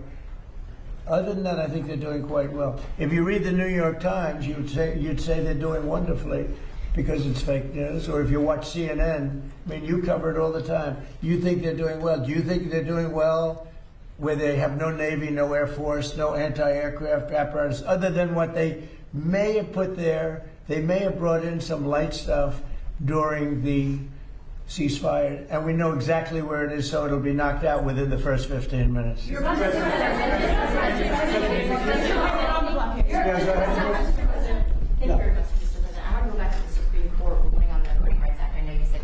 When did it come out? Just now? No, it came out this morning, but basically very much narrows the Voting Rights Act. Was it considered a win for a win for Republicans? I love it. But my question... This is a very good. We can end this conversation. I want to read it. My question for you, Mr. President, is that some Republican governors have not responded in terms of what they're going to do. I guess early voting, for example, in Louisiana. Republican governors what? Republican governors. What about it? Early voting begins Saturday there, for instance. should they redraw the map in the next couple of I would. I mean, it depends. I mean, some states don't need to redraw, and some do. I mean, I know what the concept of the rule. I just haven't seen the result. Yeah, I would say generally, I would think that they would want to do it. Some are greatly helped, and some, didn't make much difference. Yeah, I would say they would do that. They have time to do it. Yeah, please. Thank you, Mr. President. I want to ask you, there's a lot of drama on the House floor. So I don't know much about redistricting for the most part, but it does sound like it does give certain advantages, like opens up more seats for the House of Representatives or something like that, so it can make a blue state have more representatives in the House, I believe. I think that's how it works. But it's whatever. I don't know. I think a lot of it's sad when because isn't the whole point of redistricting to, like, I don't know, divvy up different I'm kind of an idiot when it comes to redistricting. I'm kind of a moron. I don't know much about it. Admittedly, I don't know shit about redistricting. I'd have to do a little more research on it, but yeah. Several bills were stalled, and a rule took 2 hours to pass today, and there's still some tension over the farm bill. Do you think that you need to get more involved legislatively on Capitol Hill? Well, we want the farm bill. The Democrats don't. We want security, okay? We need security. We want security. The Democrats don't think we need security. They actually do, but they suffer greatly from Trump derangement syndrome, like at levels that nobody's ever seen. They're sick people. There's something wrong with them. They don't want to pay anybody for security. They don't like ICE. They don't like Border Patrol people. They don't like the people that keep us safe. When they ran this, they let 25 million people into our country, and many of those people were from prisons. They were from mental institutions, drug dealers, murderers, 11,888 murderers, half of whom committed more than one murder. They think that was wild. Fine. That is wild to me, man. That is cray-cray. Like, no joke, that is cray-cray, man. They were letting people out that committed all those types of crimes. That is crazy. Like, that blows my mind straight up. Unreal. Seriously, unreal, dude. Unreal. Crazy, crazy, crazy. I happen to like law enforcement. They essentially want to defund law enforcement, and I don't think the public's going to let them. And that's kind of wild to me, man. If they want to defund law enforcement, that's just crazy. And they want to renegotiate. We don't like that. Yeah. Pure insanity. The King's speech that he made to Congress, he spoke Unreal. strongly, forcefully about the necessity for a strong NATO alliance. He also spoke about the necessity to continue to support Ukraine.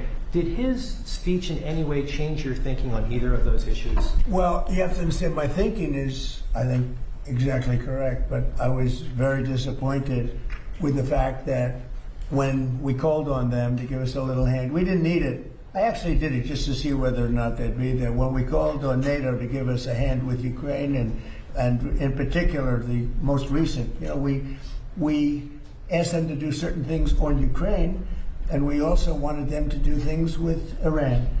And on Ukraine, they're very much involved, but they didn't do things the way we would like to see it. It's been going on for a long time. And on Iran, they weren't there. As you know it better than anybody. They weren't there. The King is fantastic. We spent a lot of time together. We had a lot of talk. We talked about this also. And he loves his country, and he's a great king, and he's a great friend of mine. And I think if he were doing... Hell yeah, dude. My boy, the King. No, I think he, I think King Charles is an interesting fella. I just realized I can keep this at 11 decibels. It's fine. I am so picky about the decibel levels on this microphone. I don't know why. I got a problem, man. I'm a control freak. I'm super freaky. Testing, 1, 2, 3. Testing. OMG. Testing all day long. Testing in a juicy man thong.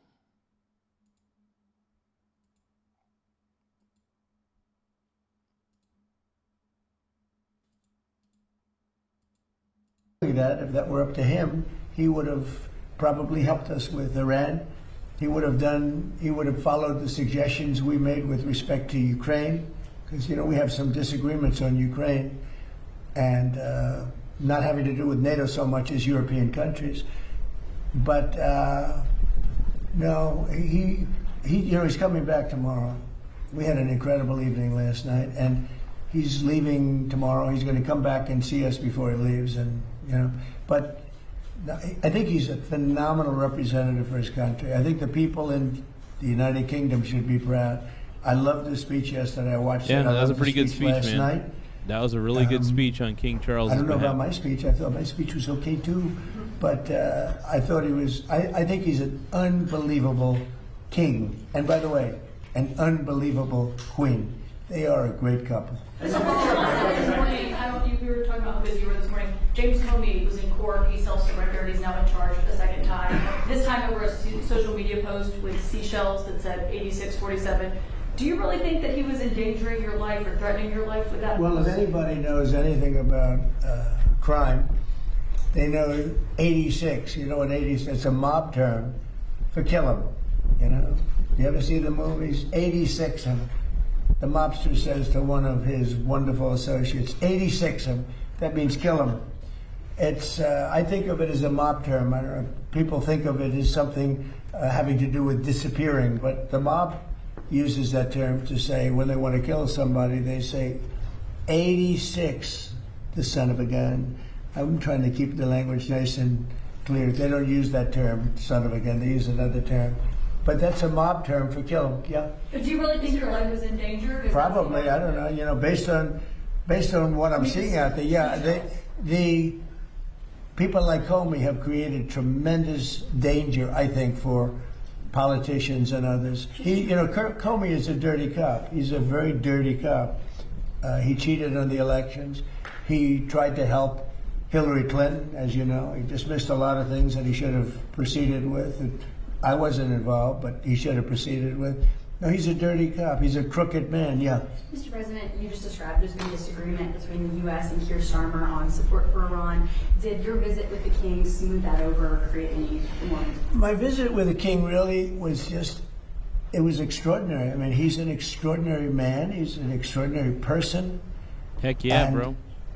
Yeah, it helps. King Charles seems to be pretty well read too. You know, like the country really so much, it probably well helps. Read kind of guy. Your relationship with the prime minister. But, you know, in that case, the prime minister, I said, do you want to send a little help? He said, no, we'll send it after you win the war. I said, that's not good. That's not good. What do you think of that, Jared? Sending help after we win the war? I don't know. Something that bothers me. I don't want to get you guys involved, but I can imagine what you're thinking.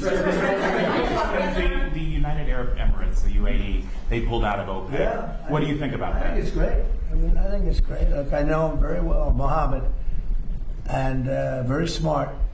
And he probably maybe wants to go his own way. That's a good thing. I think ultimately it's a good thing for getting the price of gas down, getting oil down, getting everything. Look, the price of gas is going to be a little high for a bit. This is something we need to realize, and that's not necessarily a bad thing, because what Trump is doing is he's placing peace in the Middle East, and the best way to do that is honestly just, from what I've been able to tell, I think that Trump is doing a fantastic job in the Middle East. I really do. There's going to be people who disagree with me on that wholeheartedly.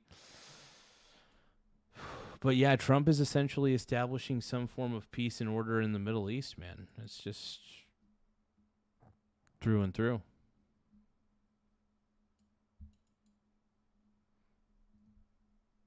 So I don't know, man. I think Trump's doing a fantabulous job.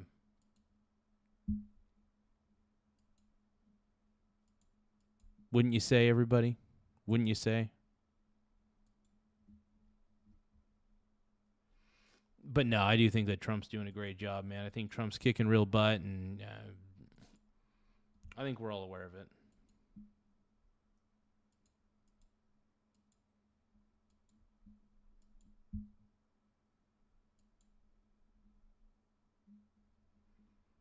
ET is saying that the toilet guy and myself should run for president in 2028.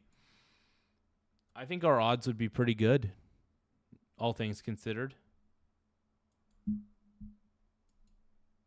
I think the toilet seat guy and I would do just fine.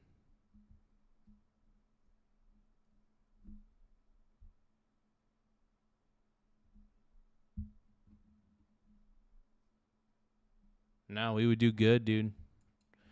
Make America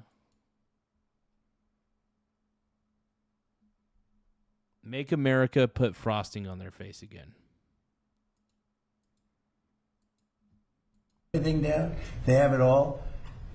He's a great leader, actually. So no, I'm okay. They're having some problems in OPEC.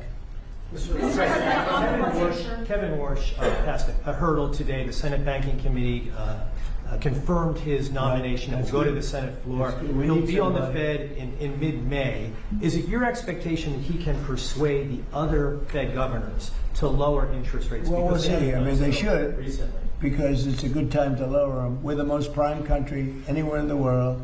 We're right now having investments made in our country at a level that nobody's ever seen. No other country's ever seen it. Yeah, no, it's because people believe in a Trump America, man. They know that Donald Trump being president is good for business. It's good for the economy. And less regulation, the better. And that's what Trump does. He's the deregulator in chief, and I love that about him, man. I think that's one of his best qualities is how much he deregulates things. I think it's a good thing. Tens of billions of dollars are being invested. Factories, auto plants, AI. I mean, not just AI, because AI is new. We're leading China by a lot in AI, as you know. I'm letting them build their own electric plants. They're building them, otherwise you could never do it. It was a concept that I came up with. I'm very proud of it. And by the way, they're building electric plants that people in the utility industry have never seen before. They're saying, man, that's incredible. So they're building these massive buildings that cost billions of dollars, and they're building their own electric plants. So they're not taking from wild, man. A source or the old grid, an old grid that would be able to do it. No, we're leading with everything. But in the history of our beautiful world, there's never been a country that has so much money being invested in it as us. And tremendous number of auto plants, by the way. The auto plants are coming out of Canada, Mexico, Japan, South Korea, Germany. They're all coming to the United States. And the reason is I have a very smart tariff policy. We were taken advantage of for years. We were being ripped off by other countries for years. And those days are over. Yeah, please. Mr. President, before we overall on, how long are you prepared to maintain the blockade? Could that go several more months? Well, the blockade is genius, okay? The blockade has been 100% foolproof. It shows how good our Navy is, I can tell you that. Nobody's going to play games. We have the greatest military in the world, and I built much of it during my first term, and we've been building it since. And the greatest anywhere in the world, nobody even close. And you see that, whether it's Venezuela, and they have a good military in Venezuela, but it was over in one day. It was actually over in about 48 minutes. Iran, 48 minutes for them to get Maduro. That's crazy. And now it's obviously Iran's a much bigger country than Venezuela, so it is going to take them it is going to take Trump a little bit more time to get everything squared away. But look, what Trump is doing is fine. The war in Iran's pretty much over. Iran doesn't seem to be negotiating at all. They don't really seem to be working with us. It feels like a little bit of a lull period. Yeah. Either way, Trump's the man, dude. We all know it. Same thing. I mean, militarily, we've wiped them out. They have no military left. It's all, the Navy's at the bottom of the sea. The Air Force is never going to fly again. We've got an amazing military. Now they have to cry uncle. That's all they have to do. Just say, we give up. We give up. But their economy is really... Yeah, and if Iran can say that they're going to give up their nuclear ambitions, which they need to, they should never have a nuclear weapon. If a regime change can happen, that's even better. If they could stop executing their own citizens, that would be great, because they should not be... The fact that they execute their own citizens is disgusting to me. It really is disgusting. Like, it makes me sick to think about, because it really is disgusting if you think about it. Trouble. So it's a dead economy. So will Operation Economic Fury and the blockade get Iran to nuclear talks fast enough, or do you think another wave of strikes will be necessary? I don't know. It depends. We have talks. We're having talks with them now, and we're not flying anymore with 18-hour flights every time we want to see a piece of paper. We're doing it telephonically, and it's very nice. I make a call, or I have my people make a call, and you know the answer. I always like face-to-face. I consider it better. But when you have to fly 18 hours every time you want to have a meeting, and you know what the meeting's all about, and you know they're going to give you a piece of paper that you don't like before you even leave, it's ridiculous. They've come a long way. The question is whether or not they're going to go far enough. So at this moment, there will never be a deal unless they agree that there will be no nuclear weapons. Yeah, go ahead. Are you considering relocating NASA's headquarters out of D.C.? States like Florida, Texas, and Ohio have expressed interest. You're going to have to say it differently. Sorry, are you considering relocating NASA's headquarters out of D.C. once the lease is up? States like Texas, Ohio, and Florida. Well, the best man to tell you that is the man standing right over here. You heard that question with those beautiful ears of yours? He's got great hearing, super. He's got super hearing. Trick of the trade, sir. What's the answer to that? I think the answer to that is we have 10 amazing centers around the country that all kind of bubble up to contribute to the mission we're able to undertake. Okay, he does have big ears. Oh my God, I didn't notice until now, but I'm looking at the dude's ears, and yeah, he's got large ears, man. This dude absolutely has beautiful, gigantic ears, dude. I love it. I love it. Keep up those big ears, man. Like Artemis II, I think in terms of the headquarters, we have a lot of people very interested in our mission. So being here in D.C. gives us the opportunity to kind of interact from all our stakeholders, make sure we make the right decisions for the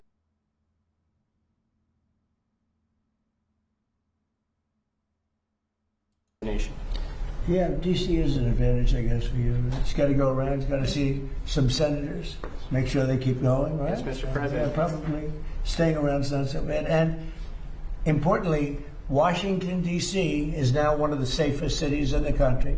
When I came here a little more than a year ago, it was a very unsafe city. And now, maybe even more importantly than that, we have the hottest country anywhere in the world. And you helped make it hot. You helped make it hot.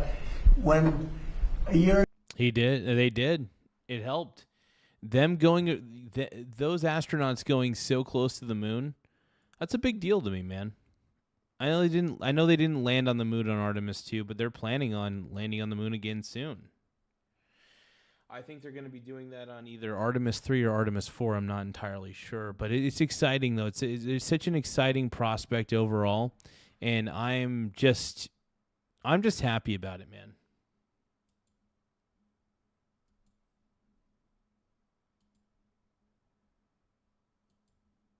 A year and a half ago, and I say it a lot, the King of Saudi Arabia, but others also, the King of Saudi Arabia said, Mr. President, a year and a half ago, we thought you had a dead country. We thought the United States was a dead country, and now you have the hottest country anywhere in the world, and we do. And believe it or not, I mean, when everybody in the world was watching that incredible performance by NASA, these incredible people behind me, where they get the bravery, I have no idea. But you're a big part of it. You really are. We have the hottest country in the world. Thank you very much, everybody. Great.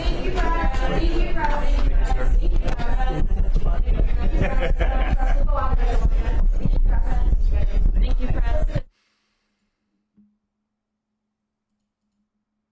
Yeah, so Trump is basically the man, is pretty much all you need to know. Donald Trump is the GOAT, and yeah. That's all you need to know.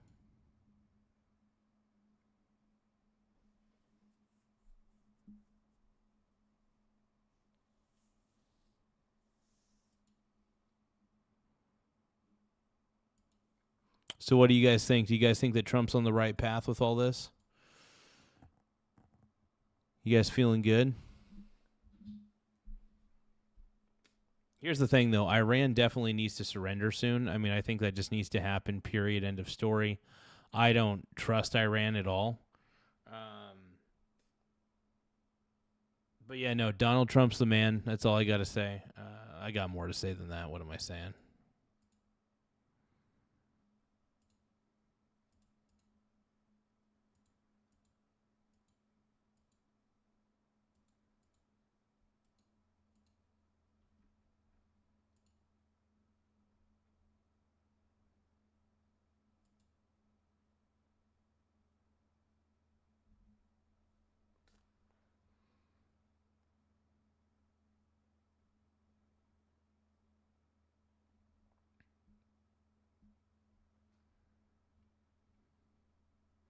Give me just a few more moments.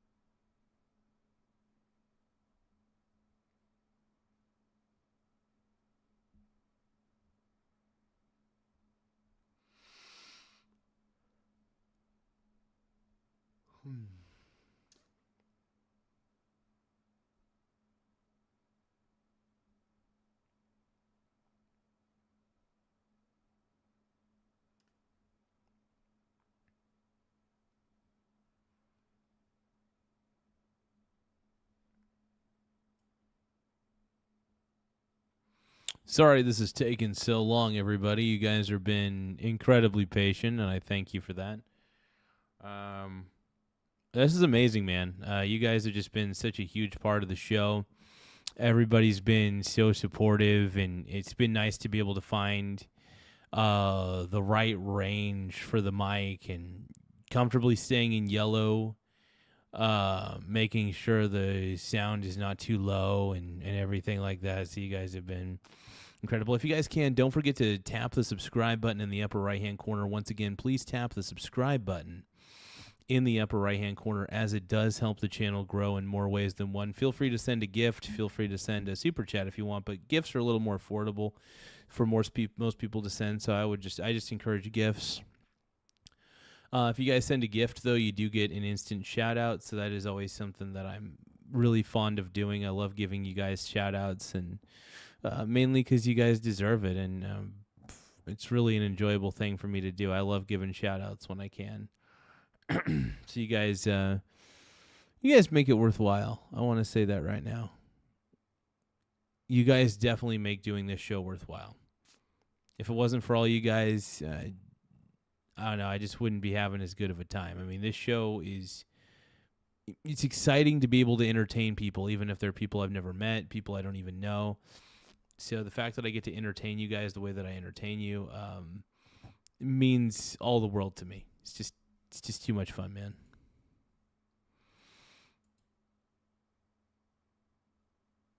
Gotta check one more thing. One more factor.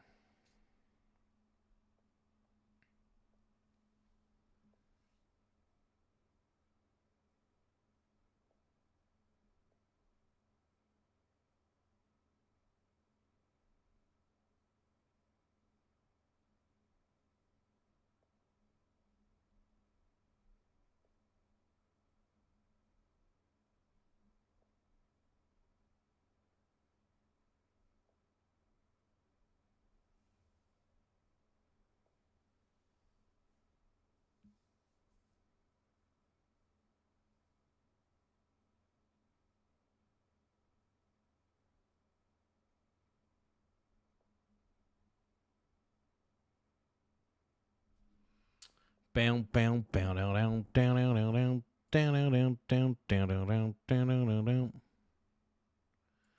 Here comes a woman with a look in her eyes, raised on leather with flesh on her mind. Look at them go, look at them kick, makes you wonder how the other half lives. Bow bow bow down down down down down. The other half lives. Devil inside. Devil inside. Every single one of us got a devil inside. Devil inside. Every single one of us got a devil inside. Dun, dun, dun, dun, dun, dun, dun, dun. Now, okay, I gotta take a shower. Then I gotta go to bed. I'll catch you guys tomorrow. I'm gonna see you guys in the mañana. Mañana, I think that's how you say it.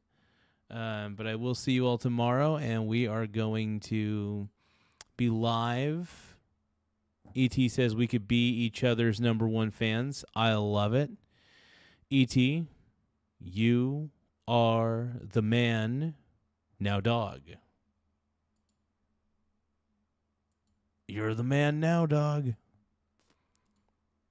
And to Frog Eat Frog, you're the man now, Frog. But yeah, if you guys can, feel free to send any gifts. Gifts do help the channel grow in a lot of ways. But yeah, gifts, super chats, I mean, whatever you guys think will help in any way, shape, or form. But hey, I love you guys. Thank you guys for being so amazing. Yeah, anyway. I'll see you all tomorrow. Ending the stream in 10, 9, 8, 7, 6, 5, 4, 3, 2, 1. See you guys later. See you guys tomorrow.